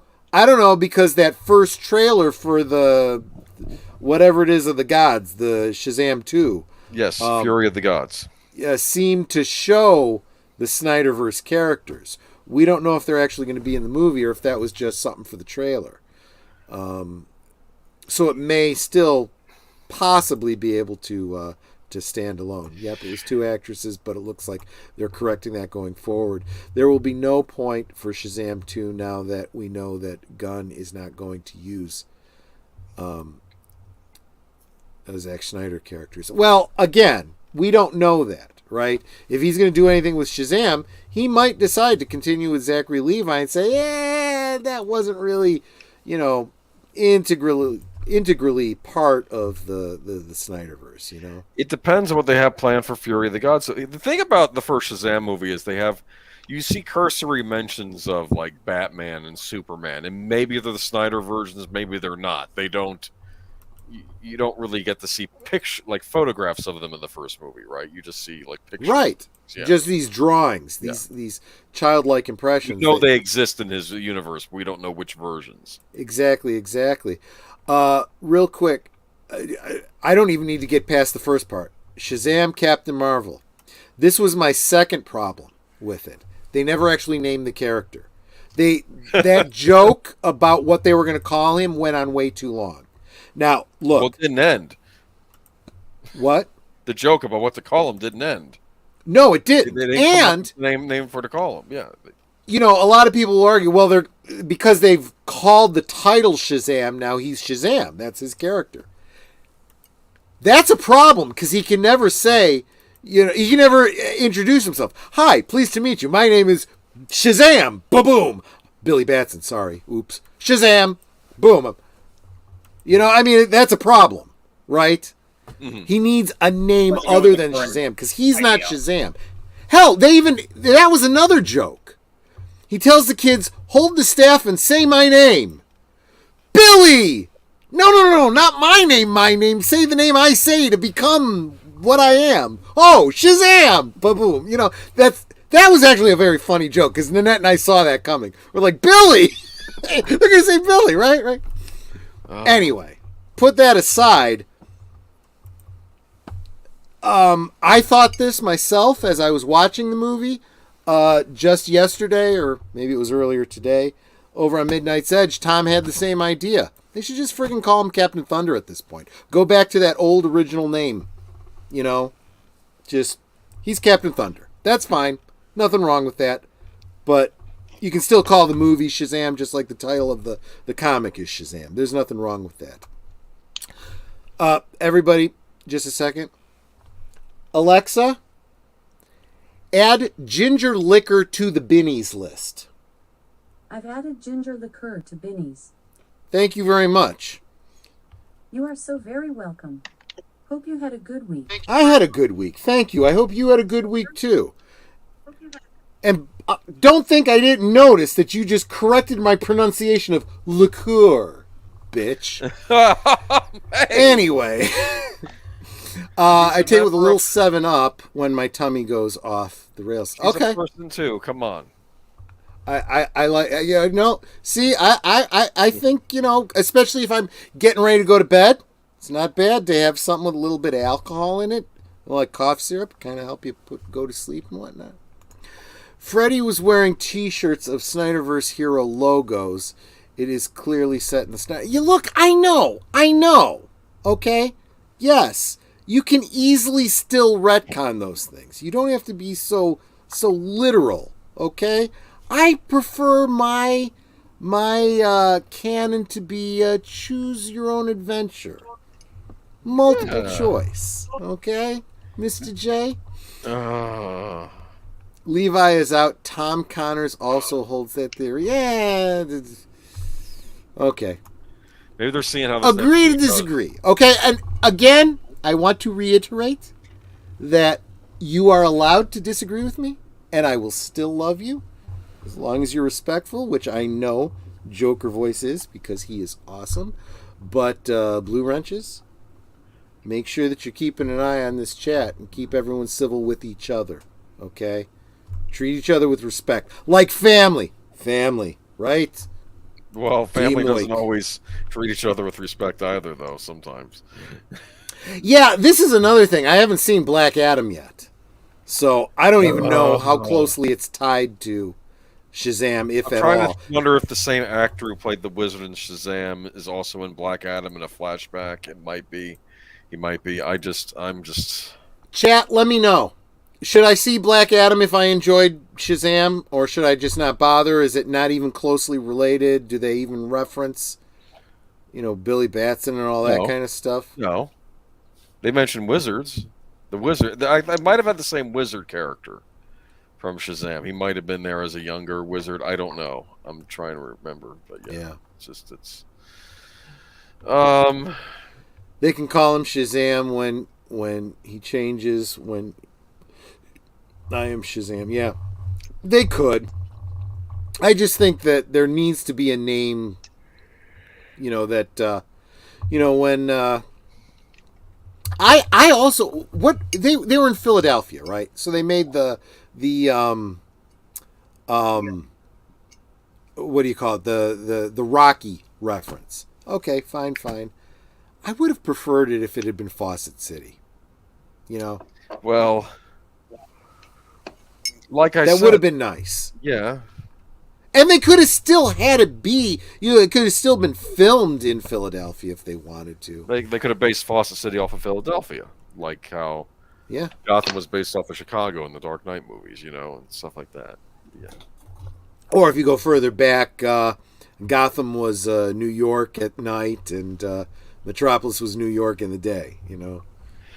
It's weird when they got the Superman the animated series. It was very obvious to me that Gotham, that Metropolis at that point was a West Coast city, maybe even a Californian city, like San Francisco, because it was very bright and sunny. I never saw it snow on an episode, so that's how they treated Metropolis on Superman the animated series. But yeah, but I know where Metropolis really is. Where? It's in Southern Illinois. Right. Well, actually, they never really are very clear on where it is in Smallville, but it is implied to be Illinois because it's not that far from Smallville, which is in Kansas. So I like that idea that the real world Metropolis, Illinois is the DC Metropolis. It's just a big city instead of a little podunk town.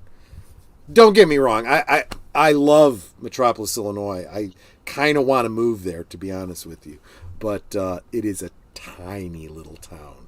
It is not a city by any stretch of the imagination. Yeah. So, anyway. But let's see. Black Adam is okay. I give it a 6 out of 10.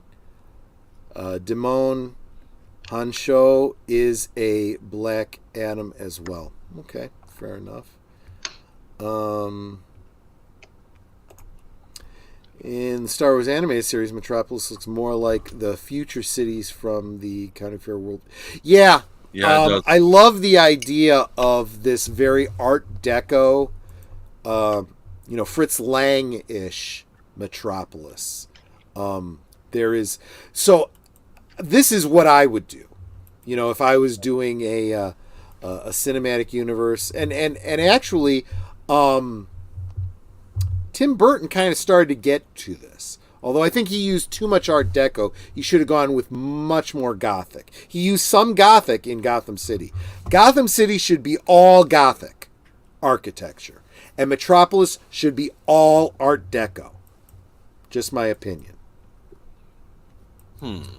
But and that's a great visual way to demonstrate, because remember, a setting is almost a character, right? You are saying a great deal by your setting, and honestly, when you just make it New York, Chicago, Alberta as stand-ins for big city, it doesn't say anything. It could be any city. Did you like how Gotham was portrayed in the Burton movies? I did. I absolutely did. I thought that was perfect. I think they might have gone a little overboard with the huge giant statues holding up bridges and stuff like that. That's a little over the top. But again, go more Gothic, like the top of the cathedral, and less Art Deco. There were some Art Deco elements that I felt would work more for Metropolis. Now, look, I understand. New York was the stand-in for Metropolis in the Christopher Reeve Donner Superman. That's fine. They didn't have CG at the time. They didn't have they had the budget, but they weren't going to waste the budget on matte paintings to change the city. It just was New York, just period. These days, you could film it in New York, or you could film it in Chicago, but then you can do CG matte paintings to make it more Gothic or more Art Deco and give the city a flavor, right?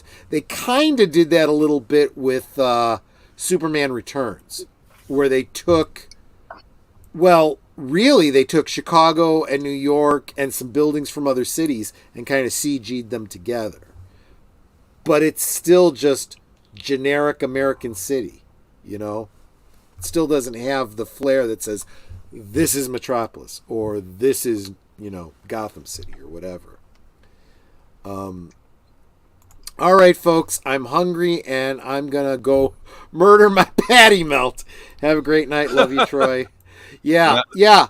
Just remember, who's the guy that's always, every time, sharing your link out in my social medias, even before you send me the direct message saying, "Hey, look, I got another video out." I've already shared it. It's already shared, because that's just what I do. Make sure everybody is subscribed to Joker Voice.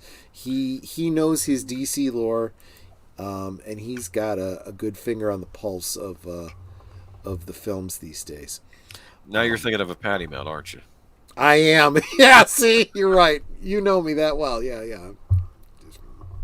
I got some leftover pizza up there I'm probably going to have after the stream. There's no doubt about that. But, we spent all this time, really, talking about the Snyderverse and where they went wrong and what we're hoping is going to happen going forward. Never really did get to the relaunch of my Smallville. I think we'll call it my Smallville verse. I think that's the... Did I finish what I wanted to say about Billy Batson? I don't like the lack of Wisdom of Solomon. That's a problem. Obviously, I didn't like all the things everyone else said that ties it to the Snyderverse, but that's easily ignored. There were some elements of Savannah that I didn't care for. I didn't care for the fact that he's like kind of a quasi Black Adam light almost. I didn't care for that. He's supposed to be a mad scientist, period. That's, if you wanted it to be Black Adam, it should have friggin' been Black Adam. In fact, that's what they should have done. It should have been Black Adam as the villain in the first movie. Didn't they have Mr. Mind at the end? I did like that, though. That was good. That was good. Is that ever going to be? Are we ever going to see Mr. Mind in the Shazam movies? It's going to. What they should do, and they seem to imply it. Okay, you lost your powers. You no longer have access to the power of the 7 deadly sins, but there's other ways. And I'd love it if Mr. Mind helped him to become the Savannah that he should be. You know, maybe you could fix it. That'd be fine. I'd be okay with that. Honestly, those were my only problems. The biggest one is the lack of Wisdom of Solomon. He should have had a great deal more wisdom as Captain Marvel or Captain Thunder, or whatever you want to call him. Captain Lightning Fingers. There was a couple of little reference. Yeah, Captain. Yeah. There was a couple of little references that almost brought tears to my eyes. Right. So those of you that saw it know what I'm talking about. The way he ends up losing his mother is he gets lost at a carnival, and at the carnival, his mother's trying to win him. What he wants to win is a stuffed tiger. And he doesn't win the stuffed tiger. He gets a little keychain that's got a compass on it. She says, "Oh, this is the best prize, because with this you'll always find your way home," right? Yeah. Which sets it up for a really, really sad, story later on. But what's he trying to win? He's trying to win the tiger, right? He wants the tiger. And then later on in the movie, at another carnival, after he's become Captain Marvel, and all of the patrons have gone running and hiding. There's a father and a daughter hiding in one of the booths that he gets knocked into by Dr. Savannah. And he gets up and he shakes himself off and he sees these two people afraid. And he's like, "Don't worry. I'm going to take care of this. You're going to be okay, I promise." And then he hands her a tiger. And I tell you that the tears just welled up in my eyes. Mm-hmm. It's Talkie Tawny, the tiger. That's their reference to that character from the comics. Right. I was like, really? Oh gosh. And that is considering this is considered to be a Snyderverse character. Very antithesis of the Snyder superheroes we've seen, right? This is what Superman should have been. He sees this is a kid. He doesn't, this completely undermines all the bullshit about, he hasn't learned to be Superman yet. He needs to make his mistakes and learn first. Bullshit. Because I just saw Billy Batson as a preteen with a great deal more understanding of, I've got to protect these people because I can, than Superman did. So fuck all that Snyder bro bullshit. Just saying. So yeah, there was that. And then of course, I don't know. I don't think this ever came up in the comics as far as I know. I might have to ask Clobber in Times about, the further back Fawcett era of Captain Marvel, but Billy Batson finally figures out where his mother lives and he goes to see her, and it doesn't go well. No. And I struggled not to lose it, Yeah. And clearly the character did too. But he didn't get embittered by it. No. Which you'd think in the Snyderverse and with all the dourness, that's what you would expect to happen. And it didn't happen. He just says, I need to get back home. And he realizes that's my family. Yeah. Right? Family, what do they say? Friends are the family that you choose and that chooses you, right? Yeah. You're born and you don't have a choice in what family you're born into. But the people you surround yourself with, you both have a choice in that. Did you like the other members of his adopted family? I did. Yeah. The little girl, I don't remember her name. Yeah. And I don't know if she had an analog in the comics, but she was awesome. Now her being still very childlike as the, perfect, adult version of herself worked. That worked. I mean, she was adorable as a child. She was adorable as a, I want to say adult, but she's still a kid to me. Yeah. Even as an 18-year-old, she's still a kid to me, right? But just so sweet. I'm like, I know Mary Marvel is supposed to be the female, main Shazam character, but I'd love to see a movie about that little girl. She was, oh my gosh, she had so much heart. But you know what they all did? They all had so much heart. Even the big guy who, he almost didn't talk through the whole movie. And then I had to show Netter a picture of the old Marvel family. I'm like, look, they're all there. I said, yeah, they were all white back then, but that's fine. They made it more ethnically diverse. That's fine, But yeah, and she's like, oh, so he was fat in the comics too. Yeah, he was. Well, what was funny though in the comics, when he says Shazam, he's still heavy, right? He gets all buff in the movie, and I'm like, yeah, I can live with that. And I also like them having their own colors too. Yeah, right. That was neat. Because you got Freddy gets a blue costume. They kept that.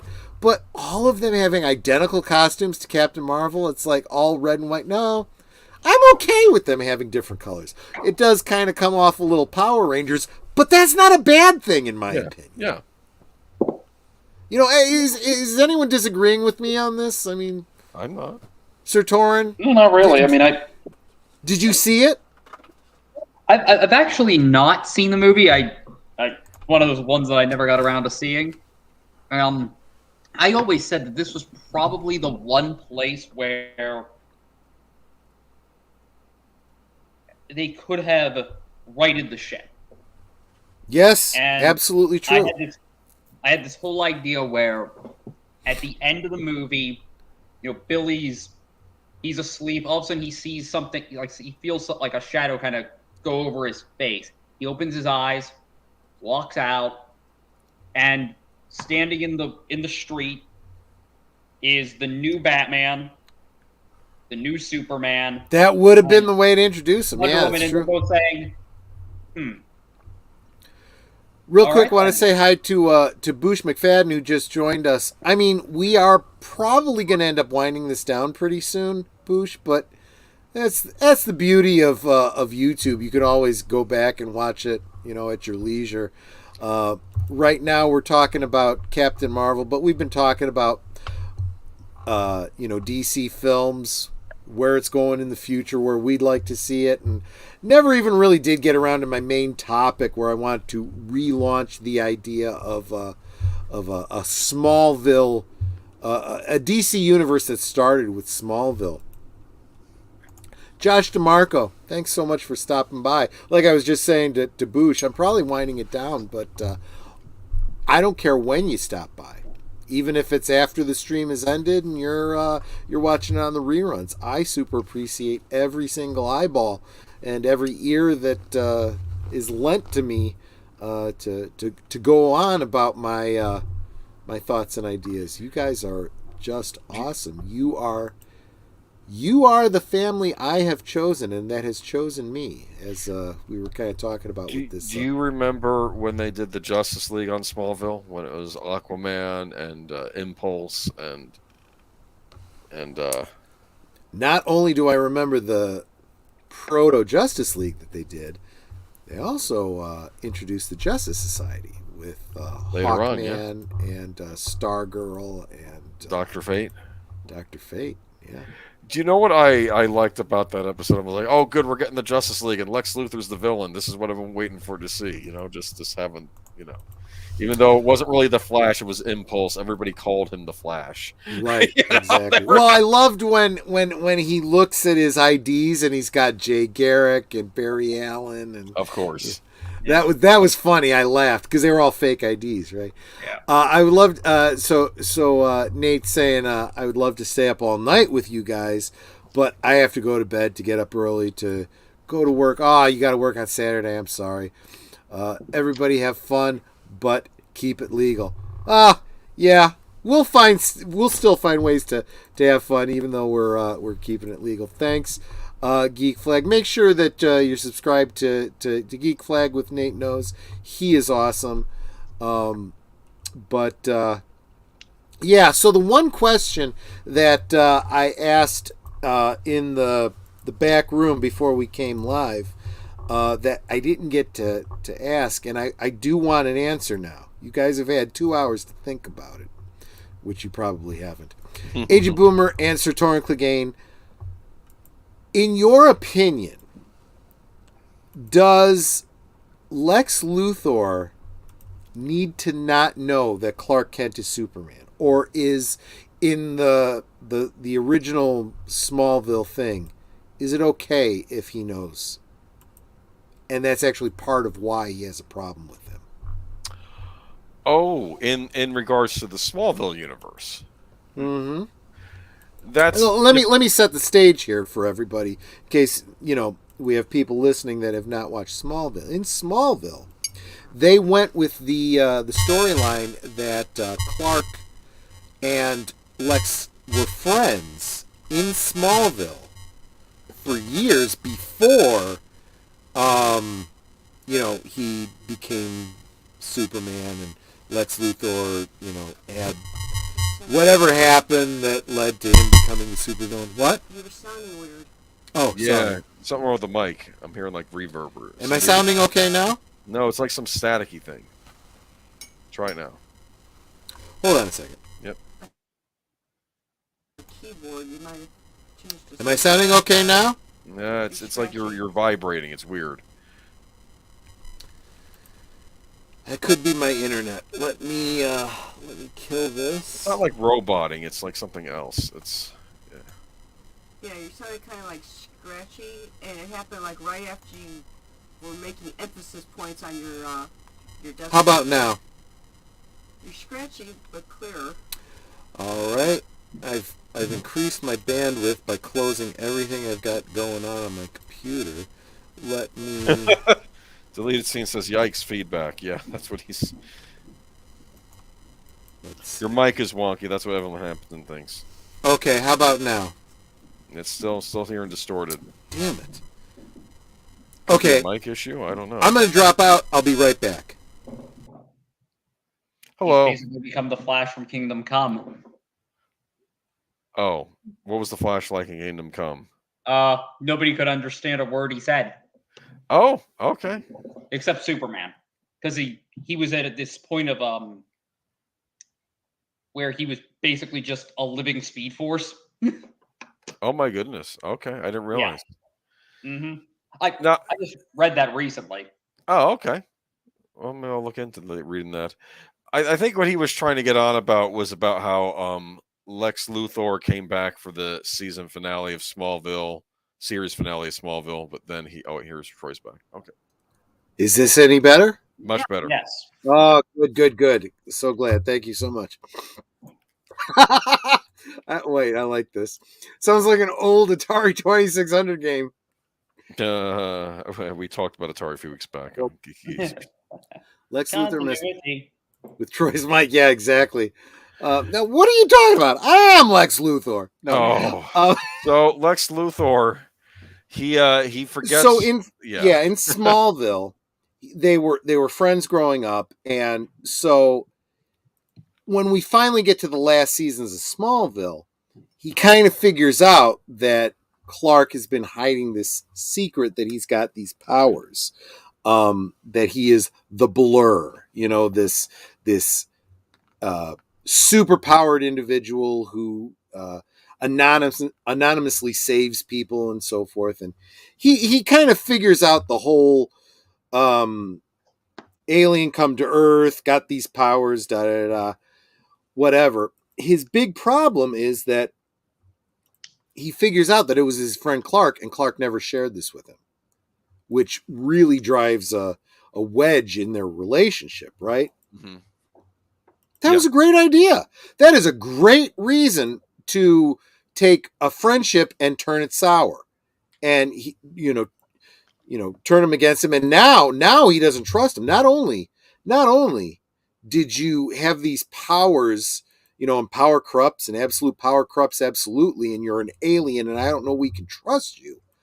But clearly I can't trust you because I thought you were my friend and you couldn't even fill me in on the secret. You are obviously someone not to be trusted. You know? Yeah.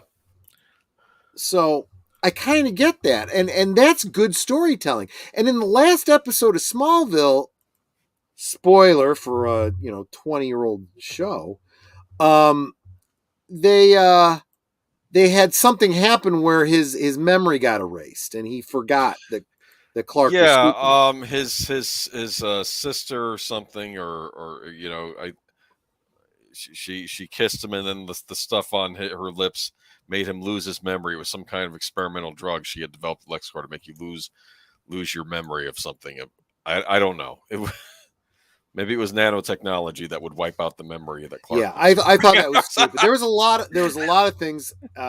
It's like as Smallville went on, it got more and more dumb. As long as you brought it up, I got this secret. We're not just friends.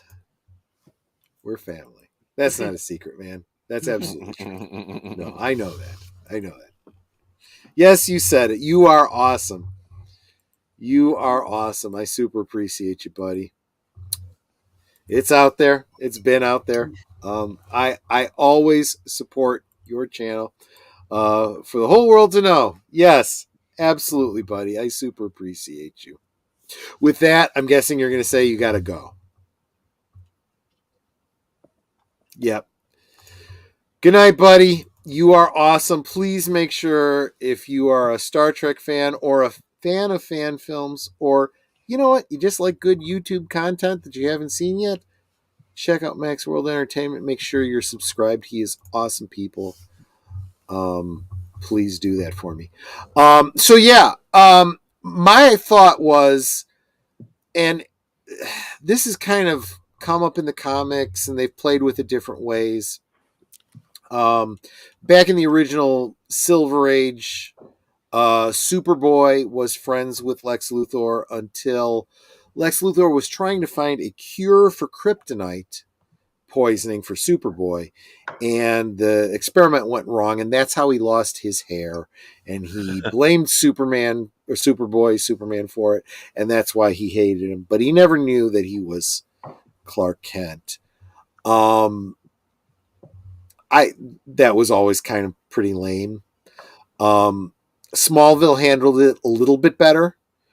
He was much younger and he lost his hair because of the meteor shower of kryptonite rocks falling to Kansas when Clark's ship landed. He didn't know that at the time, so he didn't know that it was because of Clark that he lost his hair. It would be kind of cool if he kind of figured that out later on. He's like, oh, you came to Earth and that's why I lost my hair. You asshole. But that's a minor point among many other reasons that he's got to hate Clark, not trusting him, hiding this from him. If you're hiding this from me, how can you be trusted? You have all this power. You think you're Superman. I'm Superman. I'm Superman because of my intellect. I'm better than you, all this kind of stuff. I think that's better. And I like the idea of Lex Luthor knows who Superman really is. Nobody else does.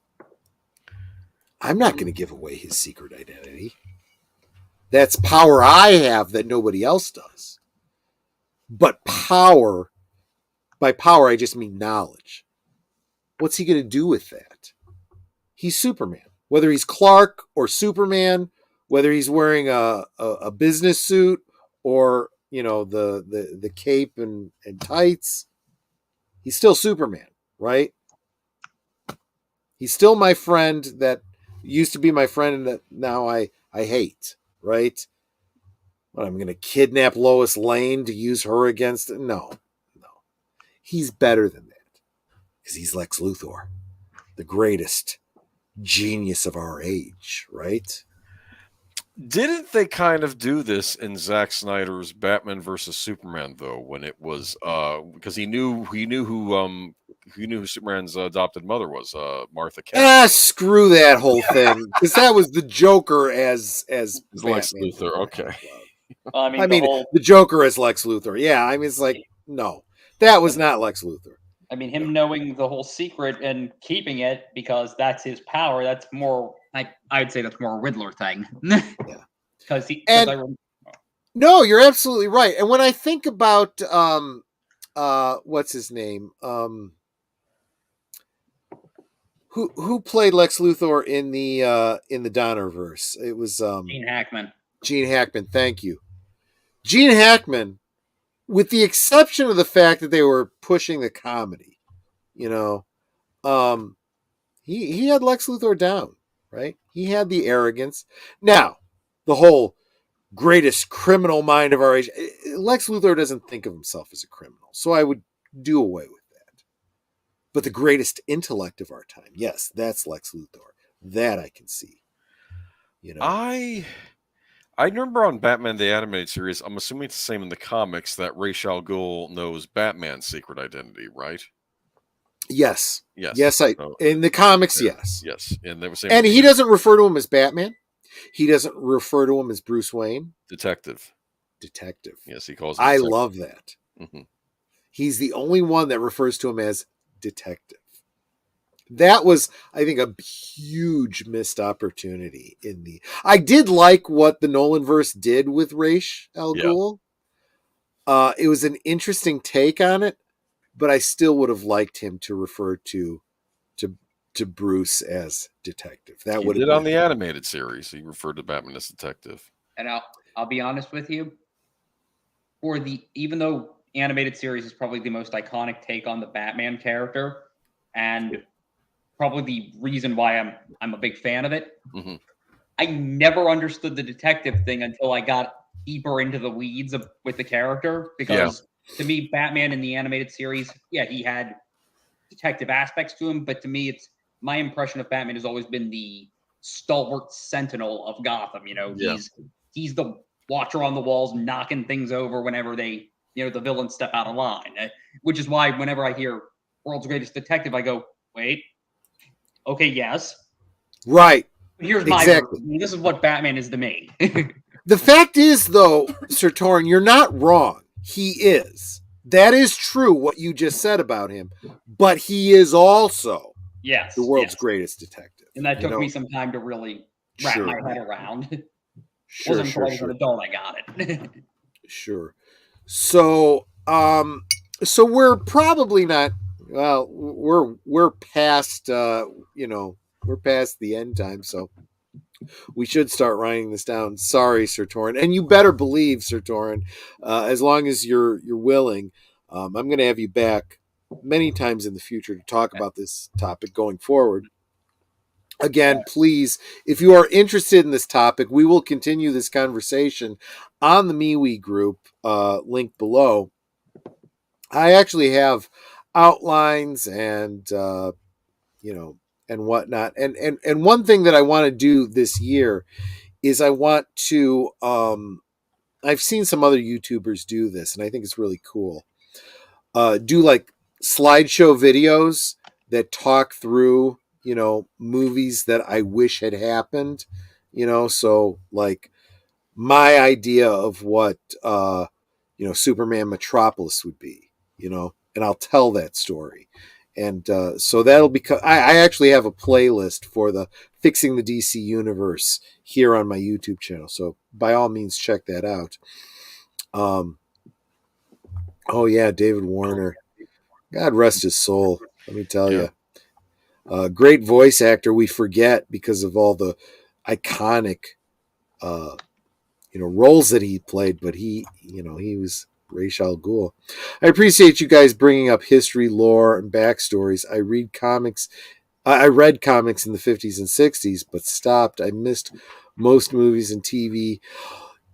Evelyn, this is interesting. There are YouTube channels that are literally dedicated to telling synopses of whole arcs of comics, stories. You look up Crisis on Infinite Earths on YouTube, and you can find someone who doesn't read it verbatim, but tells the basic storyline to get you caught up. It's really good. Obviously, there's no reason for me to do that with Crisis on Infinite Earths. I own it. I own the originals.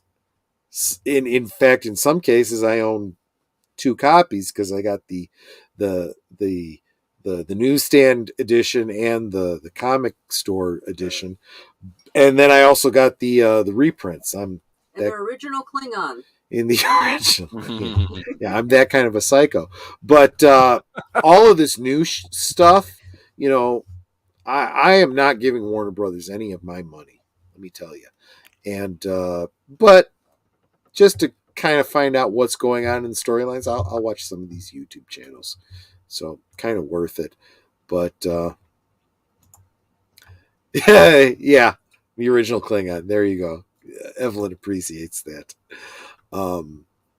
But so anyway, so I guess I never really got to my main point for tonight, but we did talk about the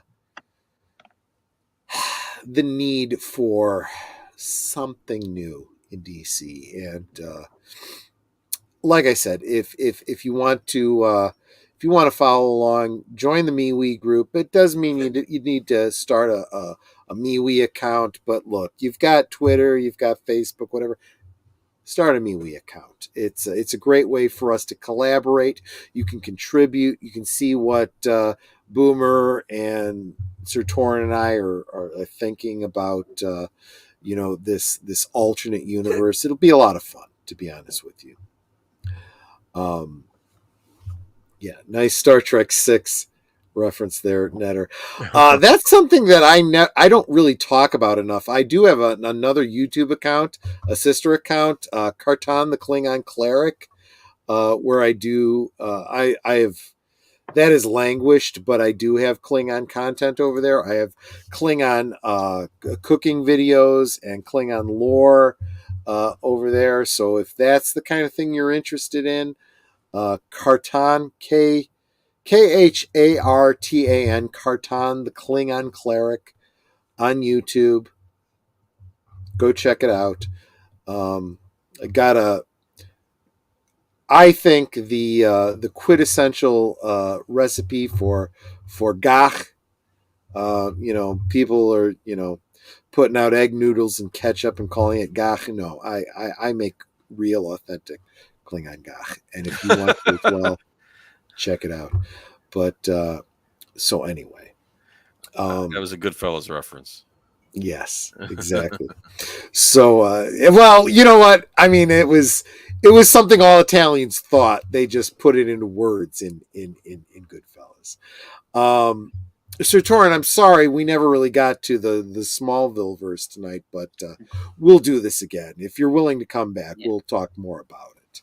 You've done a lot of great work on that MeWe group, so super appreciate you for that. What do we got?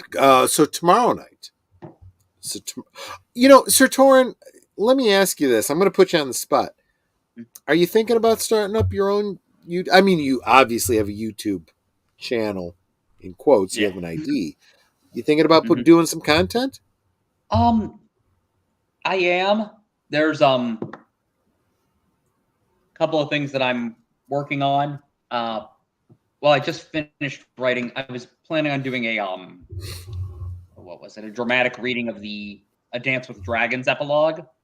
Oh, I just finished writing the script a couple of weeks ago, and yeah, I kind of went into excruciating detail. But the thing is that sometimes whenever I go into reading something, I always catch myself and then see this, see it on the replay and go, "Ooh, that's bad."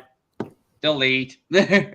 So, I have to get over that part. But, yeah, I just have to sit down and do that whole thing and also come up with different voices for different characters.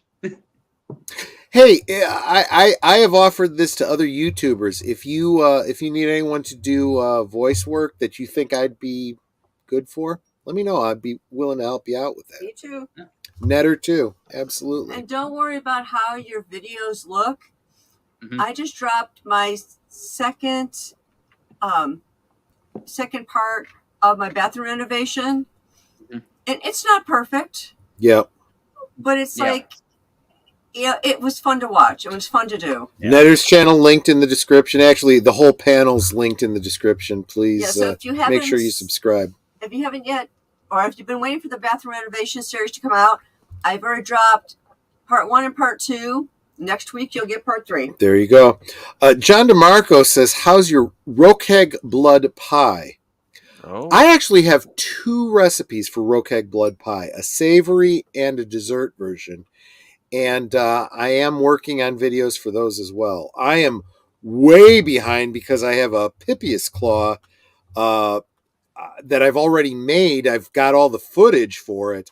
I just need to edit the damn video. It's not easy. I don't think people realize sometimes how much work goes into these videos. But absolutely true. Gach is best eaten raw. No, it's best eaten live. You want to feel it wiggling going down. Ew. Absolutely. I have had many people share with me that video of there's a Japanese dish that's basically freshly killed squid, but when you put it in a bowl and pour soy sauce over it, the salt causes an electric reaction in the tentacles to wriggle, so it like wriggles as you swallow it down. It's the closest you can get to like actual gach in real life as far as that feeling, but yeah, I guess I should let everybody know what you see in the films and the TV show and my recipe is an edible version, right? It's not really live serpent worms. Okay, it's something that looks screen accurate, but actually tastes really good. It's essentially it tastes like a really good Asian stir fry, but it looks like what you see on the show. So actually, Evelyn Hampton will tell you. We've had many live Klingon get-togethers, and my Gach is the hit of those parties. She's the admiral, so I always bring her own separate batch to eat throughout the following week. Adega said it would be fun to do one of his book readings with a full cast. That would be awesome. Adega, if you want to cast me in a role, I would be happy to. Just reach out to me. Just DM me, you know how to reach out to me. Salting steak does the same thing, but at a much slower pace because of the muscle fibers. You must be talking about really, really fresh meat. And that reminds me, most of you in this chat have probably never tasted fresh meat. Let me tell you something. Nanette and I have had meat that was literally mooing the day before. Huh. Never frozen. It is that fresh. You can taste the difference. It's a friggin' amazing. It really, really is. If you know a farmer, that raises cattle and you can buy meat directly from the farm, do it. Do it. Absolutely. Troy and Nanette's Klingon food is the best. Thank you. I super, super appreciate that. You just need some 2309 blood wine to wash it down. One of these nights, I have a whole case. Chateau Picard. Case. Well, I have a case of Chateau Picard. I also have a case of blood wine. One of these nights, I'll have to drink that on stream. What are you sipping on?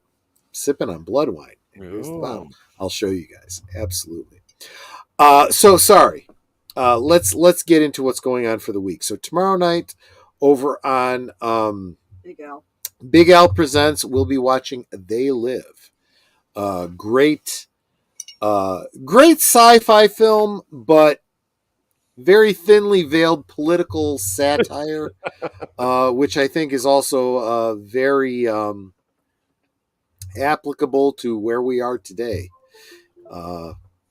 in social commentary. So that ought to be fun. That's 9 o'clock Central. Tune into Big Al Presents. I will be hosting it, and he'll have in his chat where I'm hosting the film, so you can follow along with us if you don't have your own copy. But again, Roddy Piper died? Pardon me? Roddy Piper. Yes. Oh, yeah, he died a few years ago. Yeah. Oh, yeah. Keith David's in it too. Yep. Yeah, rest in peace, Roddy Piper. Yeah, he died years ago. Keely, do you know what the cause of death on that was? I always assumed it was a heart-related issue due to some bigifying drugs, maybe. That was what I guessed, but I don't know if that's true or not. Don't let me disparage. I think it was a heart attack. Yeah, he died in his but sleep. It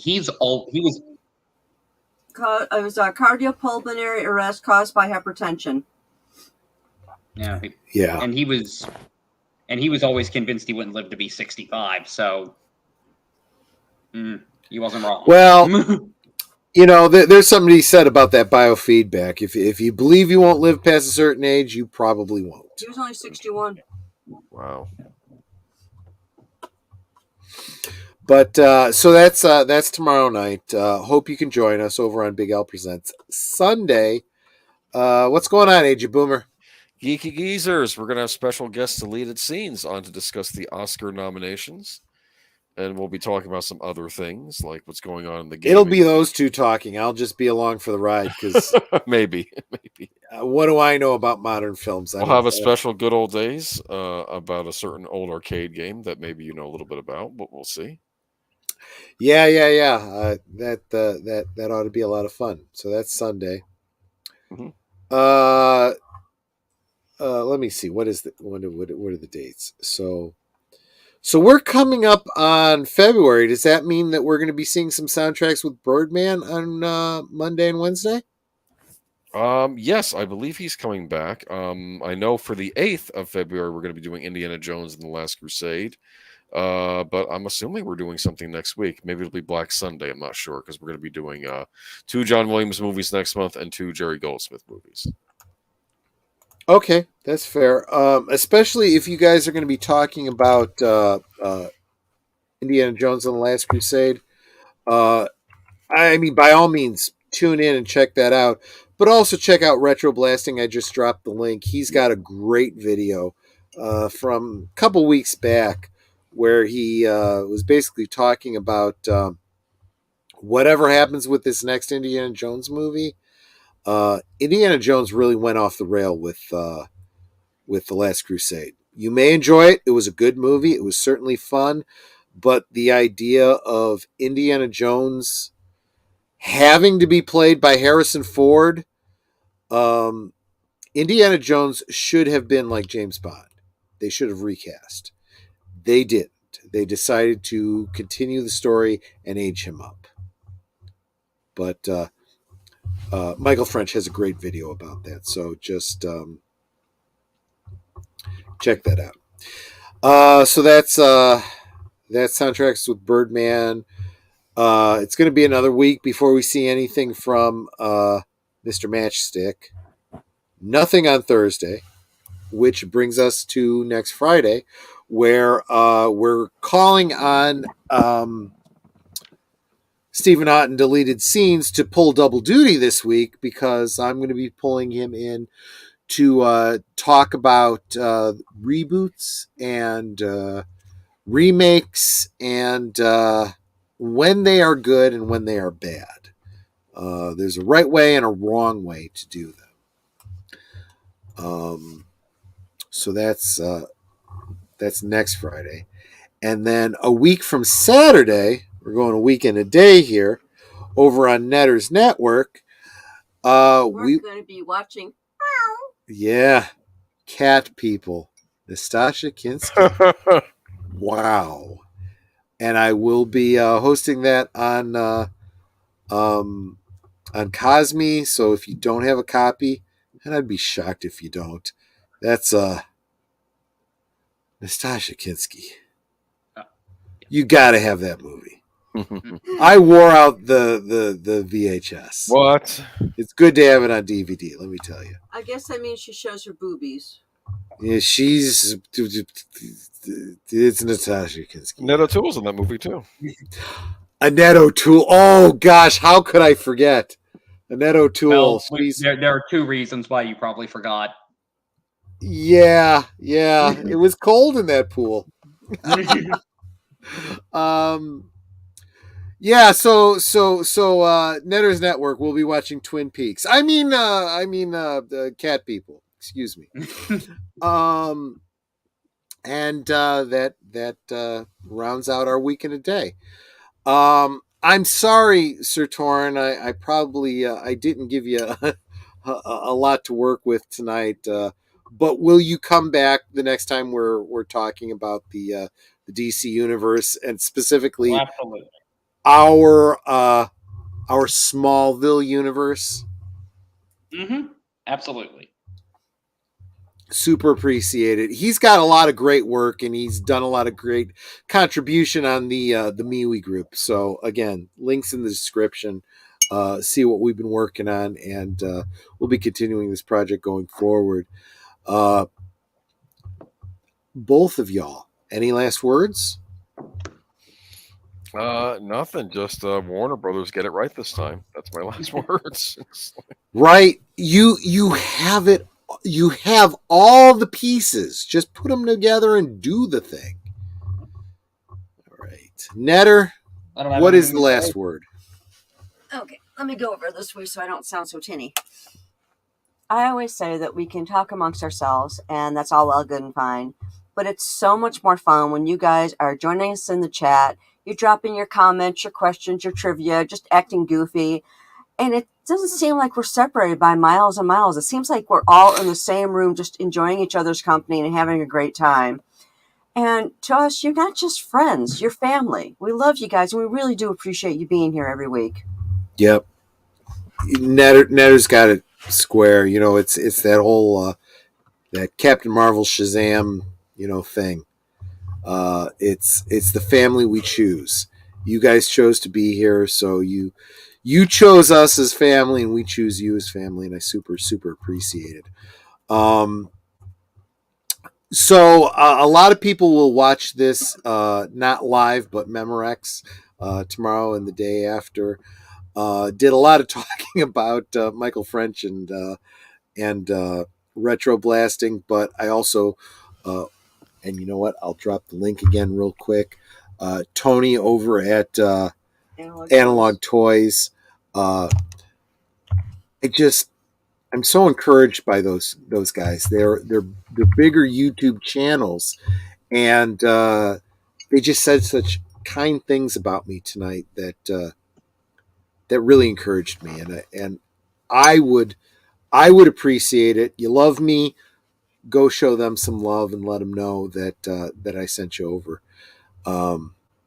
Because again, extended family, right? But thanks everybody for coming and hanging out with me and watching me get drunk over 2.5 hours, because that's how I like to spend my Friday night. It's been every week is a hard week because that's life, and it's so much easier when I'm hanging out with friends. Super appreciate every single one of you guys. Take care. Hope to see you on the next one. Salud. Good night, ladies. Good night, sir. Hit it, sweetheart.